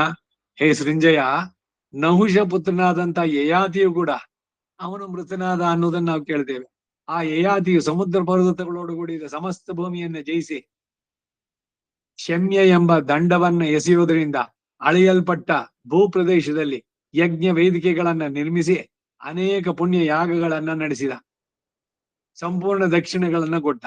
ಭೂಮಿಯನ್ನ ಸುತ್ತಿ ಅಲ್ಲಲ್ಲಿ ಯಾಗಗಳನ್ನ ನಡೆಸುತ್ತಾ 100 ರಾಜಸೂಯಗಳನ್ನ, 100 ಅಶ್ವಮೇಧಗಳನ್ನ, ವಾಜಪೇಯಿಗಳನ್ನ, 1000 ಸಂಖ್ಯೆಯಿಂದ ಪುಂಡರೀಕ, ಅತಿರಾತ್ರಗಳು ಎಂಬ ಇಷ್ಟಿಗಳನ್ನ, ಅಗ್ನಿಷ್ಟೋಮ, ಚಾತುರ್ಮಾಸ್ಯಗಳೆಂಬ ಸತ್ರಗಳನ್ನು ನಡೆಸಿ ಸಮೃದ್ಧಿಯಾದ ದಕ್ಷಿಣೆಗಳನ್ನು ಕೊಟ್ಟ. ಬ್ರಾಹ್ಮಣರಲ್ಲದವರಿಗೆ ಸೇರಿದ ಧನವನ್ನೆಲ್ಲ ಅವರಿಂದ ಪಡೆದ ಬಡವರಾದ ಬ್ರಾಹ್ಮಣರಿಗೆ ದಾನ ಮಾಡಿದ.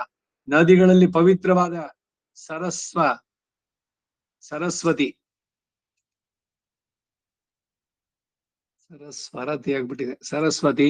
ಸಮುದ್ರಗಳು, ಇತರ ನದಿಗಳು, ಪರ್ವತಗಳು ಅವನ ಯಾಗ ಕಾಲದಲ್ಲಿ ಹಾಲು ತುಪ್ಪ ಮೊದಲಾದ ಹವಿಸ್ಸುಗಳನ್ನೇ ಪ್ರವಹಿಸ್ತಾ ಇದ್ವಂತೆ. ಬರೀ ನೀರು ಇರ್ತಿರ್ಲಿಲ್ಲ. ಹಿಂದೆ ದೇವಾಸುರರಿಗೆ ಯುದ್ಧ ನಡೆದಾಗ ಇವನು ದೇವತೆಗಳಿಗೆ ಸಹಾಯ ಮಾಡಿ ಭೂಮಿಯನ್ನೆಲ್ಲ 4 ವಿಭಾಗಿಸಿ ತನ್ನ ಯಾಗದಲ್ಲಿ ನಡೆದ 4 ಮಂದಿ ಋತ್ವಿಕಗಳಿಗೆ ವಿಭಾಗಿಸಿಕೊಟ್ಟ. ಹೀಗೆ ಅನೇಕ ಯಾಗಗಳನ್ನ ಮಾಡಿ ತನಗೆ ಪತ್ನಿಯರಾದ ದೇವಯಾನಿ, ಶರ್ಮಿಷ್ಠೆಯರಲ್ಲಿಯೂ ಉತ್ತಮ ಸಂತಾನಗಳನ್ನು ಪಡೆದು 2ನೆಯ ದೇವೇಂದ್ರನಂತಿದ್ದ. ಆದ್ರೆ ಇವನಿಗೆ ಎಷ್ಟು ಕಾಲ ಬಾಳಿದ್ರು ಕಾಮಗಳಲ್ಲಿ ತೃಪ್ತಿ ಉಂಟಾಗ್ಲಿಲ್ಲ. ಆಗ ತನ್ನ ಕಾಮ ತೃಷ್ಣೆಯನ್ನು ಕುರಿತು ಈ ಕೆಳಿನ ಗಾಥೆಯನ್ನು ಹೇಳುತ್ತಾ ತನ್ನ ಪತ್ನಿಯರೊಡಗೂಡಿ ತಪೋವನಕ್ಕೆ ಹೊರಟು ಹೋದ. ಅವನು ಹೇಳಿದ ಗಾದಾರ್ಥ ಏನು ಅಂದ್ರೆ, ಈ ಜಗತ್ತಿನಲ್ಲಿ ಎಷ್ಟು ಭತ್ತಗಳುಂಟೋ, ಎಷ್ಟು ಧಾನ್ಯಗಳುಂಟೋ, ಗನಿಗಳಲ್ಲಿ ಎಷ್ಟು ಸ್ವರ್ಣಗಳುಂಟೋ, ಭೂಮಿಯಲ್ಲಿ ಎಷ್ಟು ಪಶುಗಳುಂಟೋ, ಅವಷ್ಟನ್ನು ಒಬ್ಬನಿಗೆ ಕೊಟ್ಟರು ಅವನ ಆಸೆಯನ್ನ ಪೂರ್ಣವಾಗಿ ತೀರಿಸಲು ಸಾಕಾಗದು. ಈ ಅಂಶವನ್ನ ತಿಳಿದು ಮನುಷ್ಯನು ಶಾಂತಿಯನ್ನು ಪಡಿಬೇಕು. ನಜಾತು ಕಾಮಕಾಮಾನಾಂ ಉಪಭೋಗೇನ ಶಾಮ್ಯತೆ. ಅವಿಷ ಕೃಷ್ಣಮರ್ತೇನ ಬಹಳ ಪ್ರಸಿದ್ಧವಾದಂತಹ ಯಯಾತಿಯ ಮಾತು. ಕಾಮವನ್ನ ಪೂರ್ಣಗೊಳಿಸಿ ಅದನ್ನು ತೃಪ್ತಿಗೊಳಿಸ್ತೀನಿ ಅಂದ್ರೆ ಸಾಧ್ಯ ಇಲ್ಲ.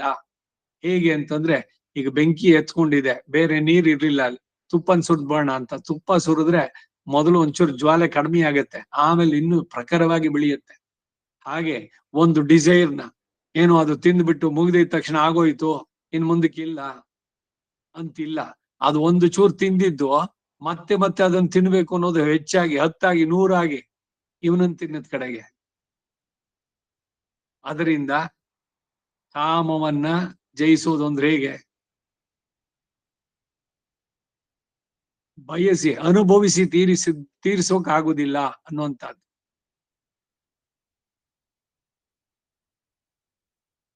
ಹೇ ಸಂಜಯ, ಯಯಾತಿ ತನ್ನ ಕಾಮಾಭಿಲಾಷೆಯನ್ನ ನೀಗಿ ಧೈರ್ಯವನ್ನ ಹಿಡಿದು ಶಾಂತಿಯನ್ನ ವಹಿಸಿ ತನ್ನ ಮಗನಾದ ಪುರುವನ್ನ ರಾಜ್ಯದಲ್ಲಿ ನೆಲೆಗೊಳಿಸಿ ತಾನು ತಪೋವನಕ್ಕೆ ಹೋದ. ಕಥೆಯೆಲ್ಲ ಕೇಳಿದೀವಿ ಹಿಂದೆ. ಯಯಾತಿ ಬಂದಾಯ್ತಾಗ್ಲೇನೆ. ಗುರುವಿನ ತಾರುಣ್ಯವನ್ನು ತಗೊಂಡು 1,000 ವರ್ಷ ಕಾಲ ಮತ್ತೆ ಆಮೇಲೆ ಹೇಳ್ದ, ಅಯ್ಯೋ ಈ ಕಾಮ ಬಯಕೆಯನ್ನ ಈಗ ತಿಳ್ಸೋಕಾಗವಲ್ಲ, ನಾವು ಪ್ರಯತ್ನ ಪಟ್ಟು ಇದಕ್ಕೊಂದು ಬಿಗಿ ಹಾಕ್ಬೇಕು, ತಗೋ ನಿನ್ನ ತಾರುಣ್ಯವನ್ನ, ಮುಂದಕ್ಕೆ ನೀನು ಆಧಿಪತ್ಯವನ್ನ ಪಡಿ ಅಂತ ಹೇಳಿ ಕೊಟ್ಟು ತಾನು ವಾನಪ್ರಸ್ಥಕ್ಕೆ ಕಾಡಿಗೆ ಹೋಗಿ ಅಲ್ಲಿ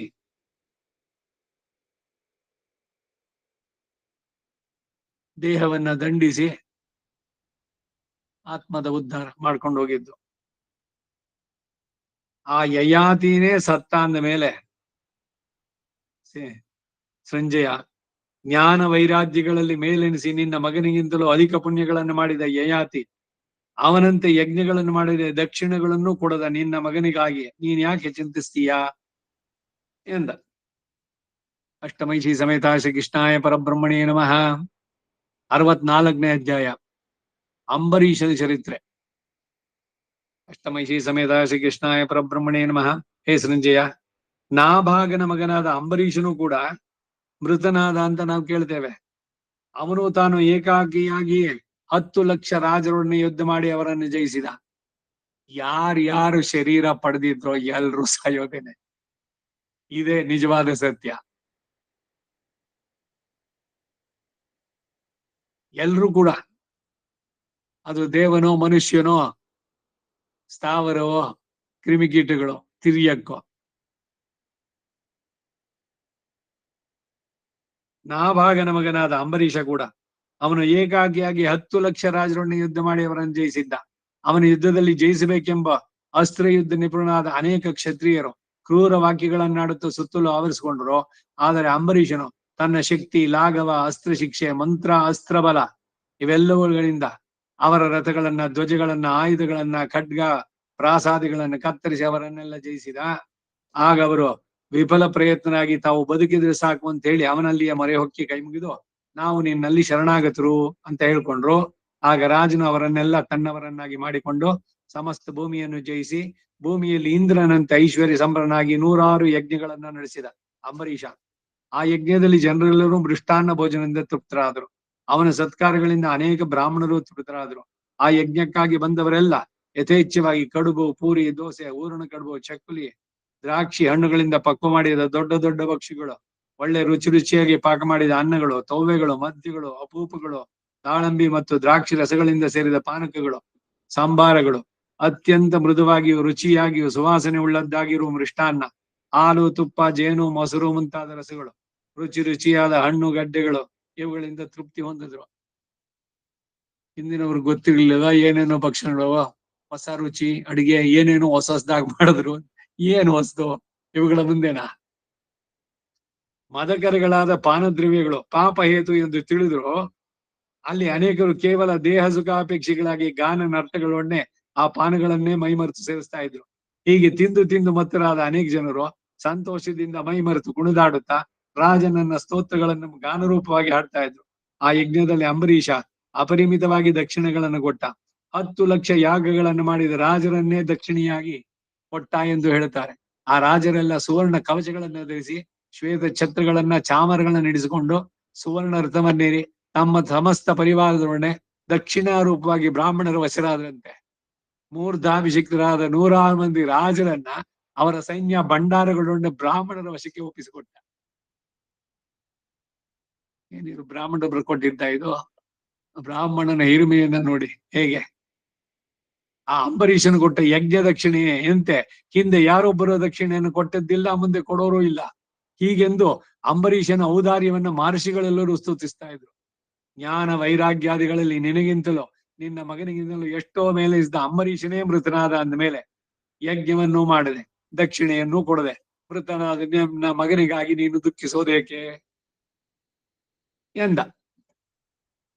ಅಷ್ಟಮೈಷಿ ಸಮೇತ ಶ್ರೀ ಕೃಷ್ಣಾಯ ಪರಬ್ರಹ್ಮಣೇ ನಮಃ. 64ನೇ ಅಧ್ಯಾಯ. ಈಗ ಮುಂದಿನ 65. ಅಷ್ಟಮೈಷಿ ಸಮೇತ ಶ್ರೀ ಕೃಷ್ಣಾಯ ಪರಬ್ರಹ್ಮಣೇ ನಮಃ. ಶಶಿಬಿಂದುವಿನ ಮಹಿಮೆ. ಹೇ ಸಂಜಯ, ಶಶಿಬಿಂದು ಎಂದು ಪ್ರಖ್ಯಾತನಾದ ಒಬ್ಬ ರಾಜ ಮೃತನಾದದ್ದನ್ನ ನಾವು ಕೇಳಿದೆವು. ಅವನು ಅತ್ಯಂತ ಶ್ರೀಮಂತ, ಸತ್ಯ ಪರಾಕ್ರಮವುಳ್ಳವನು, ಅನೇಕ ಯಜ್ಞಗಳನ್ನು ನಡೆಸಿದವನು. ಅವನಿಗೆ 1,00,000 ಭಾರ್ಯರಿದ್ರು. ಒಬ್ಬೊಬ್ಬ ಭಾರ್ಯರಲ್ಲಿ 1000 ಮಂದಿ ಪುತ್ರರಾದರು. ಆ ಕುಮಾರರಲ್ಲಿ ಒಬ್ಬೊಬ್ಬನು ಮಹಾಪರಾಕ್ರಮಿಯಾಗಿ ಒಬ್ಬೊಬ್ಬನು 10,000 ಯಾಗಗಳನ್ನು ಮುಗಿಸಿದ. ಅವರೆಲ್ಲರೂ ಮಹಾರಾಜರು ಎನಿಸಿಕೊಂಡು ಹಲವು ಪ್ರಧಾನ ಯಾಗಗಳನ್ನು ನಡೆಸಿ ವೇದ ಪಾರಂಗತರಾಗಿದ್ರು. ಎಲ್ಲರೂ ಸುವರ್ಣ ಕವಚಗಳನ್ನು ಧರಿಸಿದವರು, ಎಲ್ಲರೂ ಉತ್ತಮ ಧನುರ್ಧಾರಿಗಳು, ಎಲ್ಲರೂ ಅಶ್ವಮೇಧ ಯಾಗಗಳನ್ನು ಮಾಡಿದವರು. ಇವರ ತಂದೆಯಾದ ಶಶಿಬಿಂದು ತಾನು ನಡೆಸಿದ ಅಶ್ವಮೇಧ ಯಾಗದಲ್ಲಿ ಅವರನ್ನೇ ದಕ್ಷಿಣಿಯಾಗಿ ಕೊಡುತ್ತಾ ಒಬ್ಬೊಬ್ಬ ರಾಜಕುಮಾರನ್ನು ಹಿಂಬಾಲಿಸಿ 100 ರಥಗಳನ್ನ, 100 ಆನೆಗಳನ್ನ, ಒಳ್ಳೆ ಅಲಂಕೃತದ 106 ಮಂದಿ ಕನ್ಯೆಯರನ್ನ ಕಳಿಸಿಕೊಟ್ಟಂತೆ. ಒಬ್ಬೊಬ್ಬ ಕನ್ಯೆಯೊಡನೆ 100 ಆನೆಗಳು, ಒಂದೊಂದು ಆನೆಗೆ 100 ರಥಗಳು, ಒಂದೊಂದು ರಥದೊಡನೆ 100 ಕುದುರೆಗಳು, ಒಂದೊಂದು ಕುದುರೆ ಒಡನೆ 1000 ಗೋವುಗಳು, ಒಂದೊಂದು ಗೋವಿಗೆ 50 ಆಡುಗಳು ಸೇರಿಸಿಕೊಟ್ಟಂತೆ. ಹೀಗೆ ಆ ಶಶಿಬಿಂದು ತನ್ನ ಅಶ್ವಮೇಧ ಯಾಗದಲ್ಲಿ ಬ್ರಾಹ್ಮಣರಿಗೆ ಇಷ್ಟನ್ನೂ ಕೊಟ್ಟು ಕೂಡ ಅದು ಅವರ ಪಾಲಿಗೆ ಸಾಲದು, ಅವರಿಗೆ ಸಾಲದು ಎಂದು ಮನಸ್ಸಿನಲ್ಲಿ ಕೊರಗಿದನಂತೆ. ದಾನ ಕೊಟ್ಟವನು ನಾನು ಇಷ್ಟೆಲ್ಲ ಕೊಟ್ಟಿದ್ದೀನಿ, ಬೇರೆ ಯಾರು ಕೊಟ್ಟಿದ್ದಿತ್ತೆ ಹೀಗೆ ಅನ್ನೋ ಅಹಂಕಾರ ಬಿಟ್ಟು ಇನ್ನೂ ಅವ್ರಿಗೆ ಕೊಡ್ಬೋದಾಗಿತ್ತು ನಾನು ಅನ್ನೋ ಭಾವದಲ್ಲಿ ಮಾಡದಂತೆ. ಹೇಗಿದೆ ನೋಡಿ ಮನಸ್ಸಿನ ಸ್ಥಿತಿ. ವೃಕ್ಷ ನಿರ್ಮಿತಗಳಾದ ಯೂಪಗಳು ಅವನ ಅಶ್ವಮೇಧ ಯಾಗಕ್ಕಾಗಿ ಎಷ್ಟು ಸಂಖ್ಯೆಯಿಂದ ನಿಲ್ಲಿಸಲ್ಪಟ್ಟವೋ ಅಷ್ಟೇ ಸಂಖ್ಯೆಯ ಸ್ವರ್ಣ ಯೂಪಗಳನ್ನು ನಡೆಸಿದ್ದಂತೆ. ಆ ಯಜ್ಞದಲ್ಲಿ ಅನ್ನ ಪಾನ ಭಕ್ಷಿಗಳ ರಾಶಿಗಳು 1 ಕ್ರೋಶ ಪ್ರಮಾಣದಷ್ಟು ಎತ್ತರಕ್ಕೆ ಪರ್ವತಾಕಾರಗಳಾಗಿ ಕಾಣಿಸ್ತಾ ಇದ್ವು. ಈ ಅಶ್ವಮೇಧ ಯಾಗ ಮುಗಿಸಿದ ಮೇಲೆಯೂ ಅಂತಹ ಪರ್ವತಾಕಾರದ ಅನ್ನರಾಶಿಗಳು 13ರವರೆಗೆ ಉಳಿದು ಹೋಗುವುದು ಅಂತ ಹೇಳ್ತಾರೆ. ಹೀಗೆ ಆ ಶಶಿಬಿಂದು ಯಜ್ಞಗಳನ್ನ ಮಾಡಿ ತನ್ನ ಪ್ರಜೆಗಳೆಲ್ಲರೂ ರೋಗಾದಿಗಳಿಗೆ ಗುರಿಯಾಗದೆ ತುಷ್ಟಿಯಿಂದಲೂ ಪುಷ್ಟಿಯಿಂದಲೂ ಕೂಡಿರುವಂತೆ ಸುಖದಿಂದ ಭೂಮಿಯನ್ನ ಪಾಲಿಸಿ ಮನೆಗೆ ಸ್ವರ್ಗವನ್ನು ಹೊಂದಿದ.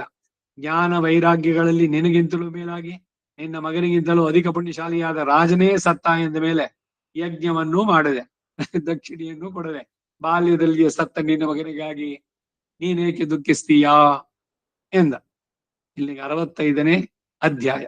ಅಷ್ಟಮೈಷಿ ಸಮೇತ ಶ್ರೀ ಕೃಷ್ಣಾಯ ಪರಬ್ರಹ್ಮಣೇ ನಮಃ.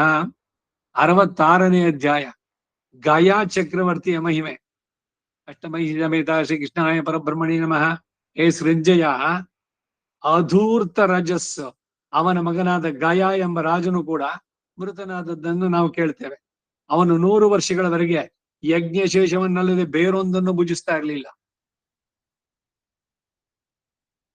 ಯಜ್ಞಶೇಷ ಭಗವತ್ ಪ್ರಸಾದ ಅನ್ನೋದು ಇದೇನೆ. ಭಗವಂತನಿಗೆ ನಿವೇದನ ಮಾಡಿದ್ದನ್ನಲ್ಲದೆ ಬೇರೆ ಏನನ್ನು ತಿನ್ನೋಲ್ಲ ಅನ್ನುವಂಥದ್ದು. ಅವನಿಗೆ ಅಗ್ನಿಯು ಪ್ರಸನ್ನವಾಗಿ ವರಗಳನ್ನು ಬೇಡು ಅಂತ ಕೇಳಿದಾಗ ಅವನಲ್ಲಿ ಗಯನು ತಪಸ್ಸಿನಿಂದಲೂ ಬ್ರಹ್ಮಚರ್ಯದಿಂದಲೂ ವ್ರತ ನಿಯಮಗಳಿಂದಲೂ ಗುರು ಪ್ರಸಾದದಿಂದಲೂ ತನಗೆ ಸಕಲ ವೇದ ಜ್ಞಾನ ಉಂಟಾಗಬೇಕು ಎಂದು ಪ್ರಾರ್ಥಿಸಿದ. ಅಗ್ನಿಗೆ ಜಾತ ವೇದ ಅಂತ ಹೆಸರು. ಹುಟ್ಟತಾನೆ ವೇದ ತಿಳಿದವನವನು.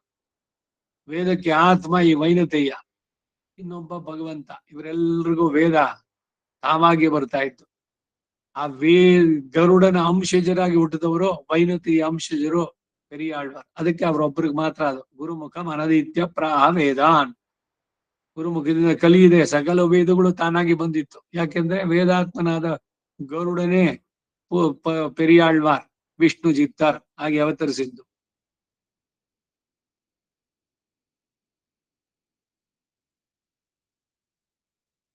ಮತ್ತು ಇತರರಿಗೆ ಹಿಂಸೆ ಇಲ್ಲದಂತೆ ತಾನು ಸ್ವಧರ್ಮದಿಂದ ಅಕ್ಷಯವಾದ ಧನವನ್ನು ಗಳಿಸಬೇಕು ಎಂದು ಆ ಧನವನ್ನ ಬ್ರಾಹ್ಮಣರಿಗೆ ದಾನ ಮಾಡುವುದರಲ್ಲಿ ತನಗೆ ಯಾವಾಗಲೂ ಶ್ರದ್ಧೆ ಹೆಚ್ಚುತ್ತಿರಬೇಕು ಎಂದು, ತನಗೆ ಸಜಾತೀಯರಾದ ಕನ್ಯೆಯರಲ್ಲಿ ಉತ್ತಮ ಸಂತಾನ ಆಗಬೇಕು ಎಂದು, ಅನ್ನ ಓಜಸ್ಸು ತೇಜಸ್ಸು, ಧರ್ಮದಲ್ಲಿ ದೃಢವಾದ ಮನಸ್ಸು, ಧರ್ಮ ಕಾರ್ಯದಲ್ಲಿ ವಿಘ್ನ ಇಲ್ಲದೆ ಇರುವುದು, ಇವೆಲ್ಲ ತನಗೆ ಒದಬೇಕು ಅಂತ ಕೇಳಿಕೊಂಡ. ಸ್ಥಿರೈ ಅಂಗೈ ತುಷ್ಟುವಾಗಂ ಸಹ ವ್ಯಶೇಮ ದೇವಹಿತಂ ಯದಾಯು. ಶರೀರ ಚೆನ್ನಾಗಿರ್ಲಿ, ಯಾವ ನೋವುಗಳು ಇರಬಾರ್ದು, ಶ್ರದ್ಧೆ ಉತ್ಸಾಹ ಎಲ್ಲ ಇರ್ಲಿ. ಯಾವುದರಲ್ಲಿ? ಭಗವಂತನ ಕೈಂಕರ್ಯದಲ್ಲಿ, ಭಗವಂತನ ನಾಮ ಸಂಕೀರ್ತನೆ ಮಾಡೋದ್ರಲ್ಲಿ, ಕೇಳೋದ್ರಲ್ಲಿ, ಯಥಾರ್ಥವಾದ ಜ್ಞಾನವನ್ನು ಪಡೆಯೋದ್ರಲ್ಲಿ. ಶರೀರ ಒಂದೊಂದು ದಿವಸ ಅನ್ನ ಎಲ್ಲ ತಿಂದ ಮೇಲೆ, ಊಟ ಆದ್ಮೇಲೆ ಅನ್ನದಾತ ಸುಖೀ ಭವ ಸರ್ವಂ ಶ್ರೀ ವಾಸುದೇವಾರ್ಪಣಮಸ್ತು ಅಂತ ಹೇಳಿದ್ಮೇಲೆ, ಇವತ್ತು ನಾನು ಭುಜಿಸಿದ ಒಂದೊಂದು ಅಗಳು ಅನ್ನವೂ ಕೂಡ ನಿನ್ನ ಕೈಂಕರ್ಯಕ್ಕೆ ಮಿಡಿವಾಗಲಿ ಅಂತ ಅಂದ್ಬಿಟ್ಟು ದೇವರನ್ನು ಪ್ರಾರ್ಥನೆ ಮಾಡಬೇಕು. ಎಲ್ಲವೂ ನಿನ್ನ ಕೈಂಕರ್ಯಕ್ಕೆ, ಈ ಅರಿವು ನನಗೆ ಸದಾ ಇರಲಿ. ನಾ ಏನೇ ಮಾಡಿದ್ರು ಕೂಡ ಅದು ನಿನ್ನ ಕೈಂಕರ್ಯವಾಗಲಿ. ಯದ್ಯದ್ ಕರ್ಮ ಕರೋಮಿ ತತ್ತದಗಿಲಂ. ಹೇ ಶ್ರೀಮನ್ ನಾರಾಯಣ, ತವ ಆರಾಧನಂ ಆಗಲಿ. ಈ ಶರೀರ ನಿಂದು, ಈ ಆತ್ಮ ನಿನಗೆ ಸೇರಿದ್ದು, ನಿನ್ನ ಕೈಂಕರ್ಯ ನೀ ಚೆನ್ನಾಗಿ ಮಾಡಿಸ್ಕೊ. ನೀ ಕೊಟ್ಟಿದ್ಯಲ್ಲ ಈ ಜನ್ಮ, ಅದು ವ್ಯರ್ಥವಾಗದಿರಲಿ, ಸಾರ್ಥಕತೆಯನ್ನು ಪಡೆಯಲಿ. ಅರ್ಥ ಸಾರಥೆ, ನೀನು ಅರ್ಜುನನಿಗೆ ಸಾರಥಿಯಾದೆ, ನನ್ನ ಜೀವನದ ಸಾರಥ್ಯವನ್ನು ವಹಿಸು, ನಿನಗೆ ಒಪ್ಪಿಸ್ಬಿಟ್ಟಿದ್ದೀನಿ. ಇದು ಪ್ರಾರ್ಥನೆ. ಹಾಗೆ ಇವನು ಕೂಡ ಕೇಳ್ಕೊಂಡಿದ್ದಾನೆ ಅಗ್ನಿಯನ್ನ. ಅಗ್ನಿಯವನಿಗೆ ಹಾಗೆ ಆಗಲಿ ಅಂತ ಹರಸಿ ಕಣ್ಮರೆಯಾದ. ಗಯನಿಗೆ ಅವೆಲ್ಲವೂ ಹಾಗೆ ಕೈಗೂಡಿ ಬಂತು. ಧರ್ಮದಿಂದ ಲೋಕವನ್ನು ಪಾಲಿಸ್ತಾ ಇದ್ದ. ಚಾತುರ್ಮಾಸ್ಯಗಳು, ದರ್ಶಪೂರ್ಣ ಮಾಸಗಳು, ಆಗ್ರಹಣ ಎಂಬ ಇಷ್ಟಿ ಎಲ್ಲ ಹಿಂದೆನೂ ಹೇಳಿದ್ದೆ ನಾನು. ಚೈತ್ರ ವೈಶಾಖ ವಸಂತ ಋತು, ಜ್ಯೇಷ್ಠ ಆಷಾಢ ಗ್ರೀಷ್ಮ ಋತು, ಶ್ರಾವಣ ಭಾದ್ರಪದ ವರ್ಷ ಋತು, ಆಶ್ವಯುಜ ಕಾರ್ತೀಕ ಶರದ್ ಋತು. ಈ ಆಶ್ವಯುಜ ಮತ್ತು ಕಾರ್ತೀಕ ಮಾಸಗಳ ಹುಣ್ಣಿಮೆ ಅಮಾವಾಸ್ಯೆಯ ಮಾರನೇ ದಿವಸ ನಡೆಯುವಂತಹ ಇಷ್ಟಿ ಇದೆಯಲ್ಲ, ಈ ಯೂಶುವಲ್ ನಡೆಸೋದು. ಅದ್ರ ಜೊತೆಗೆ ಆಗ್ರಹಣ ಅಂತ ಆ ಇಷ್ಟಿಯನ್ನ ನಡೆಸೋದು, ಆಗ್ರಹಣ ಎಂಬ ಇಷ್ಟಿ. ಪೂರ್ಣ ದಕ್ಷಿಣೆಗಳುಳ್ಳ ಇನ್ನೂ ಅನೇಕ ಯಾಗಗಳು. ಇವುಗಳಿಂದ ಅವನು ಅತಿ ಶ್ರದ್ಧೆಯಿಂದ 100 ವರ್ಷಗಳವರೆಗೆ ದೇವತೆಗಳನ್ನ ಆರಾಧಿಸಿದ. ಒಂದೊಂದು ಯಾಗ ಕಾಲದಲ್ಲಿಯೂ ಬ್ರಾಹ್ಮಣರಿಗೆ ಲಕ್ಷ ಸಂಖ್ಯೆಯಿಂದ ಗೋವುಗಳು, ಕುದುರೆಗಳು, 60,000 ವರಹಗಳು, ಎತ್ತುಗಳನ್ನ ಮೇಲೆ ಮೇಲೆ ದಾನ ಮಾಡ್ತಲೇ ಇದ್ದ. ಪ್ರತಿಯೊಂದು ನಕ್ಷತ್ರದಲ್ಲಿಯೂ ಆಯಾ ನಕ್ಷತ್ರಗಳ ಹೆಸರಿನಿಂದ ದಕ್ಷಿಣೆಯನ್ನು ಕೊಡ್ತಾ ಇದ್ದ. ಸೋಮನಂತೆಯೋ ಅಂಗಿರಸ್ಸನಂತೆಯೋ ವಿವಿಧ ಯಜ್ಞಗಳನ್ನ ಮಾಡಿದ. ಅವನ ಕಾಲದಲ್ಲಿ ಭೂಮಿಯೆಲ್ಲ ಸುವರ್ಣಮಯವಾಗಿ, ನೆಲದ ಮೇಲಿನ ಮರಳೆಲ್ಲ ರತ್ನಮಯವಾಗಿದ್ದಂತೆ. ಅವನು ಅಶ್ವಮೇಧ ಯಾಗದಲ್ಲಿ ಅಂತಹ ಭೂಮಿಗಳನ್ನೇ ಬ್ರಾಹ್ಮಣರಿಗೆ ದಕ್ಷಿಣಾರೂಪವಾಗಿ ಕೊಟ್ಟ. ಅವನ ಯಾಗಕ್ಕಾಗಿ ನೆಟ್ಟ ಯೂಪ ಸ್ತಂಭಗಳೆಲ್ಲ ಸುವರ್ಣಮಯಗಳಾಗಿ ನವರತ್ನಗಳಿಂದ ಕೆತ್ತಲ್ಪಟ್ಟಿತ್ತು. ಆ ಯಜ್ಞ ಕಾಲದಲ್ಲಿ ಅವನು ಬ್ರಾಹ್ಮಣರನ್ನ, ಸಮಸ್ತ ಭೂತಗಳನ್ನ ಬೇಕು ಬೇಕಾದ ಅನ್ನಪಾನಗಳಿಂದ ಸಂತೋಷಗೊಳಿಸಿದ. ಅಷ್ಟು ಮಾತ್ರವೇ ಅಲ್ಲ, ಸಮುದ್ರದಲ್ಲಿ, ಕಾಡಿನಲ್ಲಿ, ದ್ವೀಪಗಳಲ್ಲಿ, ನದಿಗಳಲ್ಲಿ, ನಗರ ರಾಷ್ಟ್ರಗಳಲ್ಲಿ, ಆಕಾಶದಲ್ಲಿ ಇರತಕ್ಕಂತ ಸಮಸ್ತ ಭೂತಗಳು ಆ ಅನ್ನದಿಂದ ತೃಪ್ತಿ ಹೊಂದಿದವು. ಗಯನ ಯಾಗಕ್ಕೆ ಸಮಾನವಾದ ಬೇರೆ ಯಾಗವೇ ಇಲ್ಲ ಅಂತ ಅನೇಕರು ಹೇಳ್ತಾ ಇದ್ರು. ಅವನ ಯಾಗಕ್ಕಾಗಿ 36 ಯೋಜನೆಗಳು ಉದ್ದವಾಗಿ, 30 ಯೋಜನೆಗಳ ಅಗಲವಾಗಿ ಇರುವ ಕೇವಲ ಸುವರ್ಣಮಯಗಳಾದ 24 ವೇದಿಕೆಗಳು ಅವನ ಹಿಂದೆಯೂ ಮುಂದೆಯೂ ಶೋಭಿಸ್ತಾ ಇದ್ವು. ಆ ವೇದಿಕೆಗೆ ಮುತ್ತುಗಳು, ವಜ್ರಗಳು, ಇತರ ರತ್ನಗಳು ಕಿತ್ತಲ್ಪಟ್ಟಿದ್ವು. ಯಜ್ಞಕಾಲದಲ್ಲಿ ಅವನು ಬ್ರಾಹ್ಮಣರಿಗೆ ಅವರವರು ಕೋರಿದಂತೆ ವಸ್ತ್ರಾಭರಣ, ಬೋರಿ ದಕ್ಷಿಣೆಗಳನ್ನು ಕೊಟ್ಟ. ಬ್ರಾಹ್ಮಣರೆಲ್ಲ ಭೋಜನ ಮಾಡಿದ ಮೇಲೆ ಕೂಡ ಮಿಕ್ಕ ಅನ್ನರಾಶಿಯು 25 ಕಡೆಗಳಲ್ಲಿ ಪರ್ವತಾಕಾರವಾಗಿ ಉಳಿದಿದ್ವು. ಹಾಲು ಮೊದಲಾದ ರಸದ್ರವ್ಯಗಳೆಲ್ಲ ಕಾಲುವೆಗಳಂತೆ ಹರಿತಾ ಇದ್ವು. ವಸ್ತ್ರ ಆಭರಣಗಳು ಅಲ್ಲಿ ರಾಶಿ ರಾಶಿಯಾಗಿ ಸಂಗ್ರಹಿಸಲ್ಪಟ್ಟಿತ್ತು. ಗಯನು ಇಂತಹ ಯಜ್ಞ ಪ್ರಭಾವದಿಂದ ಲೋಕ ಪ್ರಖ್ಯಾತನಾದ. ಅವನಿಂದಲೇ ಈಗಲೂ ಅಕ್ಷಯವಟ ಎಂಬ ಆಲದ ಮರ, ಶುದ್ಧವಾದ ಬ್ರಹ್ಮ ಸರಸ್ಸು ಜಗದ್ವಿಖ್ಯಾತವಾಗಿ ಹೆಸರುಗೊಂಡಿದೆ. ಫಲ್ಗುನಿ ಇಂತ ನದಿ ಅಲ್ಲಿ. ಹಿಂದೆನೂ ಒಂದ್ಸಲಿ ಹೇಳಿದ್ದೆ, ಈ ಗಯನ ವೃತ್ತ ಅಂತ ಬಂತು, ಅದಕ್ಕಾಗಿ ಪುನಃ ರಿಪೀಟ್ ಮಾಡ್ತಾ ಇದ್ದೇನೆ. ವೇದದಲ್ಲಿ ಸುಮಂಗಲಿ ರಿಯಂ ವಧೂರಿಮಾಕಂ ಸಮೇತ ಪಶ್ಯತ ಸೌಭಾಗ್ಯಮಸ್ಯೈ ಧತ್ವಾಯಾತಾಸ್ತಂ ವಿಪರೇತನ ದಶ ಆಸ್ಯಾಂ ಪುತ್ರಾನಾದೇಹಿ ಪತಿಮೇಕಾ ದಶಂಕೃದಿ ದೀರ್ಘ ಸುಮಂಗಲಿ ಭವ. ದಶ ಆಸ್ಯಾಂ ಪುತ್ರಾನ್ ಆದೇಹಿ, 10 ಮಕ್ಕಳನ್ನ ನೀನು ಪಡೆ. ಪತಿಂ ಏಕಾದಶಂ, ಪತಿಯನ್ನ 11ನೇ ಮಗುವಾಗಿ ಭಾವಿಸು ಅಂತ. ಅದ್ಯಾಕೆ 10 ಮಕ್ಕಳು ಬೇಕು? ಇಲ್ಲ 20, 40, ಇಲ್ಲ 3, 4 ಅಂತ ಹೇಳ್ಬೇಕಾಗಿತ್ತ? ಅಂದ್ರೆ 10 ಮಕ್ಕಳನ್ನ ಪಡೆದಿದ್ರಲ್ಲಿ 6ರಲ್ಲಿ ಒಬ್ಬರಾದ್ರೂ ಹೋಗಿ ಗಯನಲ್ಲಿ ಶ್ರಾದ್ದ ಮಾಡಿ ಬರ್ಲಿ ಅಂತ. ಇದಕ್ಕಾಗಿ ವೇದದ ಇದು ಅಂತ ಸ್ಮೃತಿಗಳಲ್ಲಿ ಮುಂದಕ್ಕೆ ಹೇಳೋದು, ಅರ್ಥವನ್ನ ಹೇಳ್ಬೇಕಾದ್ರೆ.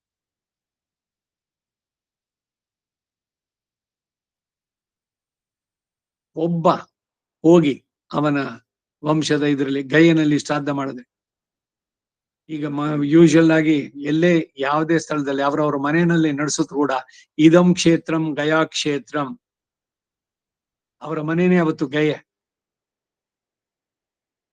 ಅದರ ಹಿರಿಮೆ, ಗಯಾ ಶ್ರಾದ್ದದ ಹಿರಿಮೆ. ಅದೇ ನೇರವಾಗಿ ಗಯನಲ್ಲೇ ಹೋಗಿ ಮಾಡಿ ಬಂದ್ರೆ ಜೀವನದಲ್ಲಿ 1 ಬಾರಿ ಆದ್ರೂ ಗಯ ಶ್ರಾದ್ದ ಮಾಡಿ ಬರ್ಬೇಕು ಅಂತಾರೆ ಪ್ರತಿಯೊಬ್ಬರಿಗೂ. ಯಾಕೆಂದ್ರೆ ಎಲ್ರಿಗೂ ಈಗ ತಾನು ಬರ್ತಿದೆಯಲ್ಲ, ಉದ್ದಕ್ಕೂ ಅವರವರ ತಂದೆ ತಾಯಿ ಯಾವ ಪುಣ್ಯ ತಿಥಿ ಅವ್ರು ಹೊರಟ್ರು ಆ ಆ ದಿವಸದಲ್ಲಿ ಇವರುಗಳು ಇಲ್ಲಿ ಮಾಡಿದ್ರೆ, ಆದ್ರೆ ಗಯೆಗೆ ಹೋದಾಗ ಯಾವ ದಿವಸನೂ ಅಲ್ಲಿ ಅಲ್ಲಿ ರಿಸ್ಟ್ರಿಕ್ಷನ್ ಇಲ್ಲ ನಡೆಸುವಂತದ್ದು. ಗಯೆ ಹಿರಿಮೆ, ಗಯ ಮಹಾತ್ಮೆ ಅಂತ ಗ್ರಂಥ ಎಲ್ಲ ಇದೆ, ಓದ್ ನೋಡಿ ಮುಂದಕ್ಕೆ. ಅಂತಹ ಜಗದ್ವಿಖ್ಯಾತವಾಗಿ ಹೆಸರುಗೊಂಡಂತಹದ್ದು ಜ್ಞಾನ ವೈರಾಗ್ಯಾದಿಗಳಲ್ಲಿ ನಿನಗಿಂತಲೂ ಎಷ್ಟೋ ಮೇಲೆನಿಸಿ ಅವನು ನಡೆಸಿದ್ದು. ಅಂತಹ ಗಯನೇ ಸತ್ತ ಎಂದ ಮೇಲೆ ಯಾವ ಯಾಗವನ್ನು ನಡೆಸಿದೆ, ದಕ್ಷಿಣೆಯನ್ನು ಕೊಡದೆ ಸತ್ತ ನಿನ್ನ ಮಗನಿಗಾಗಿ ನೀನೇ ಯಾಕೆ ಚಿಂತಿಸ್ಬೇಕು ಎಂದ. 66ನೇ ಅಧ್ಯಾಯ ಮುಗಿಯಿತು. ಅಷ್ಟಮೈಷಿ ಸಮೇತ ಶ್ರೀಕೃಷ್ಣಾಯ ಪರಬ್ರಹ್ಮಣೇ ನಮಃ. ರಂತಿ ದೇವನ ಮಹಿಮೆ 67ನೇ ಅಧ್ಯಾಯ. ಅಷ್ಟಮೈಷಿ ಸಮೇತ ಶ್ರೀಕೃಷ್ಣಾಯ ಪರಬ್ರಹ್ಮಣೇ ನಮಃ. ಹೇ ಸೃಂಜಯ, ಸಂಕೃತಿಯ ಪುತ್ರನಾದ ರಂತಿ ದೇವ ಎಂಬ ಮಹಾತ್ಮನು ಮೃತನಾದದ್ದನ್ನು ನಾವು ಕೇಳ್ತೇವೆ. ಅವನ ಮನೆಯಲ್ಲಿ 2 ಲಕ್ಷ ಮಂದಿ ಅಡಿಗೆವರಿದ್ರಂತೆ. ಅಡಿಗೆ ಮಾಡೋರು 2 ಲಕ್ಷ ಜನ.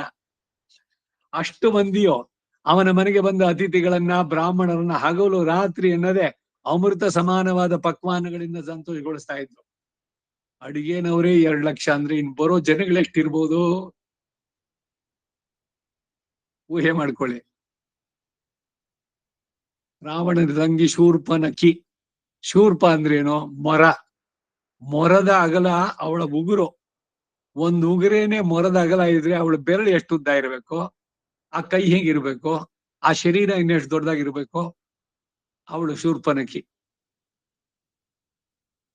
ಹಾಗೆ ಇಲ್ಲಿ 2 ಲಕ್ಷ ಜನ ಅಡಿಗೆ ಮಾಡೋರು. ಅವನು ಧರ್ಮದಿಂದ ನವನ್ನು ಗಳಿಸಿ ರಂತಿದೇವ ಅದನ್ನ ಬ್ರಾಹ್ಮಣರಿಗೆ ವಿನಿಯೋಗಿಸ್ತಾ ಇದ್ದ. ಎಲ್ಲ ಕಡೆನಲ್ಲೂ ನೋಡಿ ಬ್ರಾಹ್ಮಣರಿಗೆ ಎಷ್ಟು ಪ್ರಾಶಸ್ತ್ಯ ಇತ್ತು ಅಂತ. ಇವ್ರು ಇರೋದಕ್ಕೆ ಬರೀ ದಾನ ಸ್ವೀಕಾರ ಮಾಡೋಕೆ, ಊಟ ಮಾಡೋಕೆ ಅಷ್ಟೇ ಅಲ್ಲ, ಜೊತೆಗೆ ಎಲ್ಲವನ್ನೂ ಹೇಳ್ತಾರೆ. ಜ್ಞಾನ ವೈರಾಗ್ಯ ಇವುಗಳಲ್ಲಿ ಯಾವ ಮಟ್ಟದಲ್ಲಿ ಇತ್ತು ಬ್ರಾಹ್ಮಣ್ಯ ಅನ್ನೋದನ್ನ ನೋಡಿ ಪ್ರತಿಯೊಂದರಲ್ಲೂ. ಅವನು ವೇದಗಳನ್ನೆಲ್ಲ ಅಧ್ಯಯನ ಮಾಡಿ ಧರ್ಮರತನಾಗಿ ಧರ್ಮ ಯುದ್ಧದಿಂದಲೇ ಶತ್ರುಗಳನ್ನ ವಶೀಕರಿಸ್ತಾ ಇದ್ದ. ಮಹಾವ್ರತನಿಷ್ಠನಾದ ಅವನ ಯಾಗಕ್ಕಾಗಿ ವದ್ಯ ಪಶುಗಳು ಅವನ ಕೈಯಿಂದ ಸದ್ಗತಿಯನ್ನು ಕೋರಿ ತಾವಾಗಿಯೇ ಯಾಗದ ಬಳಿಗೆ ಬಂದು ನಿಲ್ತಾ ಇದ್ವು. ಹಿಂಸೆ ಅಲ್ಲ ಅದು. ನವ ಉವೇತನ್ ಬ್ರಿಯಸೆ ನರಿಷ್ಯಸಿ. ಅಚ್ಛಿದ್ರದಲ್ಲಿ ಬರುತ್ತೆ ಮಂತ್ರ. ಯೂಪಸ್ತಂಭಕ್ಕೆ ಕಟ್ಟಿದ ಪ್ರಾಣಿಗೆ ಈ ಮಂತ್ರವನ್ನು ಹೇಳೋದು. ನೀನು ಸಾಮಾನ್ಯವಾದ ನಿನ್ ಕೋರ್ಸ್ನಲ್ಲಿ ಸುಕೃತಗಳನ್ನ ಮಾಡಿದ್ರೆ ಉತ್ತಮವಾದ ಲೋಕಗಳು, ಅವೆಲ್ಲ ನಿನಗೆ ಈ ಕ್ಷಣವೇ ಸಿಗಲಿ ಅಂತ. ಯತ್ರ ಎಂತಿ ಸುಕೃತೋ ನಾಪಿ ದುಷ್ಕೃತಃ ತತ್ರ ತ್ವಾದೇವ. ನಿನಗೆ ಆ ಲೋಕಗಳು ಸಿಗಲಿ ಅಂತ ಹೇಳಿ. ಹಾಗೆ ಇವೆಲ್ಲ ತಾವಾಗಿಯೇ ಬಂದು ಯಜ್ಞದ ಬಳಿಗೆ ನಿಲ್ತಾ ಇದ್ವು. ಅವನ ಪಾಕಶಾಲೆಯಲ್ಲಿ ಸೇರಿಸಿಟ್ಟ ಚರ್ಮ ರಾಶಿಗಳಿಂದ ಹೊರಡು ಜಲವೇ ಚರ್ಮಣ್ವತಿ ಎಂಬ ಪವಿತ್ರ ನದಿಯಾಗಿ ಹೆಸರುಗೊಂಡಿದಂತೆ. ಯಾಗಗಳನ್ನ ನಡೆಸಿ ಅದರಲ್ಲಿ ಯೂಪಸ್ತಂಭಕ್ಕೆ ಕಟ್ಟಬೇಕಾದ್ರೆ ಪ್ರಾಣಿಗಳು, ಅದರಿಂದ ಚರ್ಮಣ್ವತಿಯಿಂದ ಒಂದು ನದಿ. ಅವನು ತನ್ನ ಮಹಿಮೆಯಿಂದ ಬ್ರಾಹ್ಮಣರಿಗಾಗಿ ಚಿನ್ನದ ವರಹಗಳನ್ನು ಸಂಗ್ರಹಿಸಿಟ್ಟು ಒಬ್ಬೊಬ್ಬರನ್ನು ಕರೆದು, ಈ ವರಹಗಳು ನಿನಗೆ, ಈ ವರಹಗಳು ನಿನಗೆ, ಇವು ನಿನಗೆ ಎಂದು ಬಾರಿ ಬಾರಿಗೂ ಸಾವಿರಾರು ಸಂಖ್ಯೆಯಿಂದ ದಾನ ಮಾಡ್ತಾ ಇದ್ದ. ತಿರುಗಿ ತಿರುಗಿ ಬ್ರಾಹ್ಮಣರನ್ನ ನಿರ್ಬಂಧಿಸಿ ಕರೆದು ಅವರಿಗೆ ನಾಣ್ಯಗಳನ್ನು ಕೊಡ್ತಾನೆ. ಕೋಟಿ ವರಗಳನ್ನ ಸಾವಿರಾರು ಜನರಿಗೆ ದಾನ ಮಾಡಿದ ಮೇಲೆ ಕೂಡ ನಾನು ಕೊಟ್ಟದ್ದು ಬಹಳ ಸ್ವಲ್ಪವೇ ಎಂದು ದಿನವೆಲ್ಲ ಕೊರಗ್ತಾನಂತೆ. ನಾವು ಕೊಟ್ಟಿದ್ರಿಂದ ಅವರೆಲ್ಲ ಬದುಕಿದ್ರು. ನಾನೇ ಕೊಟ್ಟಿದ್ರಿ ಅವರಿಗೆ, ಇದು ನಮ್ಮವರದ, ಈ ನಮ್ಮ ಇದದ್ದು ಅಭಿಪ್ರಾಯಗಳು. ನಾನು ಮಾಡಿದ್ದು ದಾನವನ್ನ, ನನ್ನ ಹೆಸರಿದೆ, ಹೋಗಿ ನೋಡಿ ಅಲ್ಲಿ ಅಮೃತ ಶಿಲೆನಲ್ಲಿ ಹಾಕಿದ್ದಾರೆ. ಕೊಟ್ಟಿದ್ದು ಬಹಳ ಕಡಿಮೆ ಆಯ್ತು ಅಂತ ಕೊರಗೋರು ಉಂಟೆ. ಸಂಪ್ರದದೆ ನಮಃ ನಮಃ. ಅತಿ ಉತ್ತಮವಾದದ್ದು ತನ್ನಲ್ಲಿ ಇದ್ದದ್ದನ್ನ ಕೊಟ್ಟು, ನಾನು ಇನ್ನೂ ಪೂರ್ಣವಾಗಿ ಕೊಡ್ಲಿಲ್ವೇ, ಇನ್ನು ಹೆಚ್ಚಿಗೆ ಕೊಡ್ಬೋದಾಗಿತ್ತು, ನಾನು ಕೊಟ್ಟೆ ಅಂತ ಹೇಳ್ತಾ ಇರ್ಲಿಲ್ಲ. ಕರ್ಣನ ದಾನದಲ್ಲಿ ಕೇಳಿದ್ದಲ್ಲ, ಎಡಗೈಯಿಂದ ಬಲಗೈಗೆ ಗೊತ್ತಿಲ್ಲ, ಎಡಗೈಯಿಂದ ಎಣ್ಣೆ ಕೊಟ್ಟಿದ್ದು ಅಂತ. ದಾನ ಎಡಗೈಯಿಂದ ಕೊಡ್ಬೋದಾ? ಬಲಗೈಯಿಂದ ಕೊಡ್ಬೇಕು. ಪತ್ನಿಯಾದಗಳು ನೀರು ಬಿಡ್ಬೇಕು, ಆಮೇಲೆ ಆ ದಾನ ಪೂರ್ಣವಾಗಿ. ಆದ್ರೆ ಮನುಷ್ಯನ ಬುದ್ಧಿ ಹೇಗೆ ಅಂತ ಅದಕ್ಕಾಗ ಉದಾಹರಣೆ ಹೇಳುದು. ಕರ್ಣನ ದಾನದಲ್ಲಿ ಎಡಗೈಯಿಂದ ತೆಗೆದು ಬಲಗೈ ಇಡೋಷ್ಟರಲ್ಲಿ ಮನಸ್ಸಿನಲ್ಲಿ, ಅಯ್ಯೋ ಇಷ್ಟು ಒಳ್ಳೇದು ಕೊಡೋದಾ, ಇದಕ್ಕಿಂತ ಏನಾದ್ರು ಕಳಪೆದಿದ್ರೆ ನೋಡೋಣ, ಅದು ಕೊಟ್ಬೋಣ, ಚೆನ್ನಾಗಿರೋದು ನನಗಿರ್ಲಿ, ಯಾವ್ದೋ ಸಾಗ ಹಾಕ್ಬೇಕು ಅದಕ್ಕೆ. ಆ ರೀತಿ ಅಲ್ಲದೆ ಇವನು ನಾನು ಕೊಟ್ಟಿದ್ದು ಬಹು ಸ್ವಲ್ಪ ಅಂತ ದಿನವೆಲ್ಲ ಕೊರಗುತ್ತಾನೆ. ಸ್ವಲ್ಪ ಹೊತ್ತು ಅರ್ಥಿಗಳಾದ ಬ್ರಾಹ್ಮಣರನ್ನ ಕಾಣದೇ ಇದ್ರೆ ಬ್ರಾಹ್ಮಣರೆಲ್ಲಿ ಎಂದು ಕೂಗ್ತಾನೆ. ನನ್ನ ಮುಂದೆ ದಾನಕ್ಕಾಗಿ ನೀಡಿದ ಬ್ರಾಹ್ಮಣರ ಕೈಯನ್ನು ಕಾಣದೇ ಇದ್ರೆ ತನಗೆ ಮಹತ್ತಾದ ದುಃಖ ನಿರಂತರವಾಗಿ ಬಾಧಿಸುತ್ತದೆ ಎಂದು ಹೇಳುತ್ತಾ ಬ್ರಾಹ್ಮಣರನ್ನ ಕರೆಸಿ ಬೇಕಾದಷ್ಟು ದನಗಳನ್ನು ಕೊಡ್ತಾನೆ. ತುಂಬಾ ಹಾಲು ಕೊಡುವ ಹಸುಗಳೊಡಗೂಡಿದ ಸುವರ್ಣ ಅಲಂಕೃತಗಳಾದ ವೃಷಭಗಳನ್ನ ಸಾವಿರಾರು ಸಂಖ್ಯೆಯಿಂದ ದಾನ ಮಾಡ್ತಾನೆ. ಸಂಜಯ 108 ನಾಣ್ಯಗಳನ್ನು ಒಂದು ನಿಷ್ಕ ಅಂತ ಹೇಳ್ತಾರೆ ನೋಡಿ ಲೆಕ್ಕ. ನಿಷ್ಕ ಅಂದ್ರೆ 108 ನಾಣ್ಯಗಳು. ಅಂತಹ ನಿಷ್ಕಗಳನ್ನ ಆ ರಂತಿದೇವ 100 ವರ್ಷಗಳವರೆಗೆ ಒಂದೊಂದು ಪಕ್ಷದಲ್ಲಿಯೋ ಬ್ರಾಹ್ಮಣರಿಗೆ ದಾನ ಮಾಡ್ತಾ ಇದ್ದ. ಅವನ ಅಗ್ನಿಹೋತ್ರಕ್ಕೆ ಬೇಕಾದ ಉಪಕರಣಗಳು, ಯಜ್ಞ ಸಾಮಗ್ರಿಗಳು, ಕಲಶ, ಕಮಂಡಲುಗಳು, ಸ್ಥಾಲಿಗಳು, ಭಾಂಡಗಳು, ಶಯನ ಆಸನಗಳು, ವಾಹನಗಳು, ಉಪ್ಪರಿಗೆ ಮನೆ, ವಿವಿಧ ವೃಕ್ಷಗಳು, ಮೃಷ್ಟಾನ್ನ, ದನಗಳು ಇವೆಲ್ಲವನ್ನ ಬ್ರಾಹ್ಮಣರಿಗೂ ಋಷಿಗಳಿಗೂ ದಾನ ಮಾಡ್ತಾ ಇದ್ದ. ಮಹಾತ್ಮನಾದ ರಂತಿದೇವ ಅರ್ಥಿಗಳಿಗೆ ಕೊಟ್ಟದ್ದೆಲ್ಲ ಅವನ ಮಹಿಮೆಯಿಂದ ಸುವರ್ಣಮಯವಾಗ್ತಾ ಇತ್ತು. ಪುರಾಣಜ್ಞರು ಅಮಾನುಷವಾದ ರಂತಿದೇವನ ಐಶ್ವರ್ಯ ಸಮೃದ್ಧಿಯನ್ನ ನೋಡಿ ಅವನ ಶಿವಾಗಿ ಈ ಗಾದೆಗಳನ್ನ ಹಾಡ್ತಾರೆ. ಆಹಾ, ನಾವು ಇಂತಹ ಧನ ಸಮೃದ್ಧಿಯನ್ನ ಕುಬೇರನ ಗೃಹದಲ್ಲಿಯೂ ನೋಡ್ಲಿಲ್ಲ. ಇನ್ನು ಇಷ್ಟು ಸಂಪತ್ತು ಮನುಷ್ಯರಿಗೆ ಎಲ್ಲಿದು? ಈ ರಾಜನ ರಾಜಧಾನಿ ನಿಜವಾಗಿಯೂ ವಸ್ವೋಕಸಾರ ಎಂದು ಕರೆಯಲ್ಪಡುವ ಸ್ವರ್ಣ ರಸಪ್ರವಾಹವುಳ್ಳ ಅಳಕಾನಗರಿಯೇ ಎಂದು ಆಶ್ಚರ್ಯದಿಂದ ಹೇಳ್ತಾರೆ. ಆ ರಂತಿದೇವನ ಮನೆಗೆ ಅತಿಥಿಗಳು ಬಂದು ಒಂದು ರಾತ್ರಿ ನೆಲೆಸಿದಾಗ ಆ ಒಂದು ರಾತ್ರಿಯಲ್ಲಿ 21,000 ಗೋವುಗಳು ಅವರ ಅರ್ಪಣಕ್ಕಾಗಿ ಕೊಟ್ಟಿದ್ದು ವಧಿಸಲ್ಪಟ್ಟು ಅಂತ ಹಾಕ್ಬಿಟ್ಟಿದ್ದಾರೆ. ಗೋವನ್ನು ವಧಿಸೋಲ್ಲ, ಇದು ತಪ್ಪು, ಪ್ರಿಂಟಿಂಗ್ ಮಿಸ್ಟೇಕ್. ಗೋದಾನ. ಅವನ ಮನೆಯಲ್ಲಿ ಕೆಲಸ ಮಾಡ್ತಾ ಇದ್ದ ಅಡಿಗೆಯವರೆಲ್ಲರೂ ಉತ್ತಮ ರತ್ನ ಕುಂಡಲಗಳಿಂದ ಅಲಂಕೃತ ಆಗಿ ಇದು ತೋವೆಗಳು ಭುಜಿಸಿರಿ, ಯಥೇಷ್ಟವಾಗಿ ಭುಜಿಸಿ ಅಂತ ಎಂದು ಕೂಗಿ ಬಡಿಸ್ತಾರೆ. ರಂತಿದೇವನಲ್ಲಿ ಸುವರ್ಣಮಯವಾದ ಯಾವ ಯಾವ ಸಾಮಗ್ರಿಗಳಿದ್ವೋ ಅವನ್ನೆಲ್ಲ ಅವನು ಯಾಗ ಕಾಲದಲ್ಲಿ ಬ್ರಾಹ್ಮಣರಿಗೆ ದಾನ ಮಾಡಿದ. ದೇವತೆಗಳು ಪಿತೃಗಳು ಪ್ರತ್ಯಕ್ಷವಾಗಿ ಬಂದು ಅವನ ಹವ್ಯ ಕವ್ಯಗಳನ್ನು ಪ್ರತಿನಿಧಿಸ್ತಾ ಇದ್ವು. ಬರೀ ಬ್ರಾಹ್ಮಣರೆಲ್ಲ, ಬೇರೆಯವರಿಗೂ ಕೂಡ ಮಾಂಸ, ಭಕ್ಷ್ಯ, ಮದ್ಯ ಯಾರ್ಯಾರು ಅದನ್ನು ಬಯಸ್ತಾರೋ ಅವರುಗಳು. ಈ ಕೌಶಿಕನಿಗೆ ವಸಿಷ್ಠ ಆತಿಥ್ಯ ಮಾಡೋದ್ನಲ್ಲ, ಅವಾಗ್ಲೂ ಅಷ್ಟೆ. ಕಾಮದೇವನ ಮೈಯಿಂದ ಅಪ್ಸರಿಯರು ಗಂಧರ್ವರು ಬಂದು ಯಾರ್ಯಾರಿಗೆ ಏನೇನ್ ಬೇಕು ಎಲ್ಲವನ್ನೂ ನೀಡ್ತು. ಅವರವರಿಗೆ ಇಷ್ಟವಾದ ಭಕ್ಷ್ಯ ಭೋಜ್ಯಗಳು. ಬ್ರಾಹ್ಮಣರಿಂದ ಅವನು ತಮ್ಮ ಕೋರಿಕೆಗಳನ್ನ ಪಡಿತಾ ಇದ್ದ. ಜ್ಞಾನ ವೈರಾಗ್ಯಾದಿ ಗುಣಗಳಲ್ಲಿ ನಿನಗಿಂತಲೂ ಎಷ್ಟೋ ಮೇಲಾಗಿ ನಿನ್ನ ಮಗನಿಗಿಂತಲೂ ಅಧಿಕ ಪುಣ್ಯಶಾಲಿ ಎನಿಸಿಕೊಂಡಂತಹ ಆ ರಂತಿದೇವನೇ ಮೃತನಾದ ಎಂದ ಮೇಲೆ ಒಂದು ಯಾಗವನ್ನು ಮಾಡದೆ, ದಕ್ಷಿಣೆಯನ್ನು ಕೊಡದೆ, ಬಾಲ್ಯದಲ್ಲಿಯೇ ಮೃತನಾದ ನಿನ್ನ ಮಗನಿಗಾಗಿ ನೀನ್ ಯಾಕೆ ದುಃಖಿಸ್ತೀಯಾ ಅಂತ. ಇಲ್ಲಿಗೆ 67ನೇ ಅಧ್ಯಾಯ.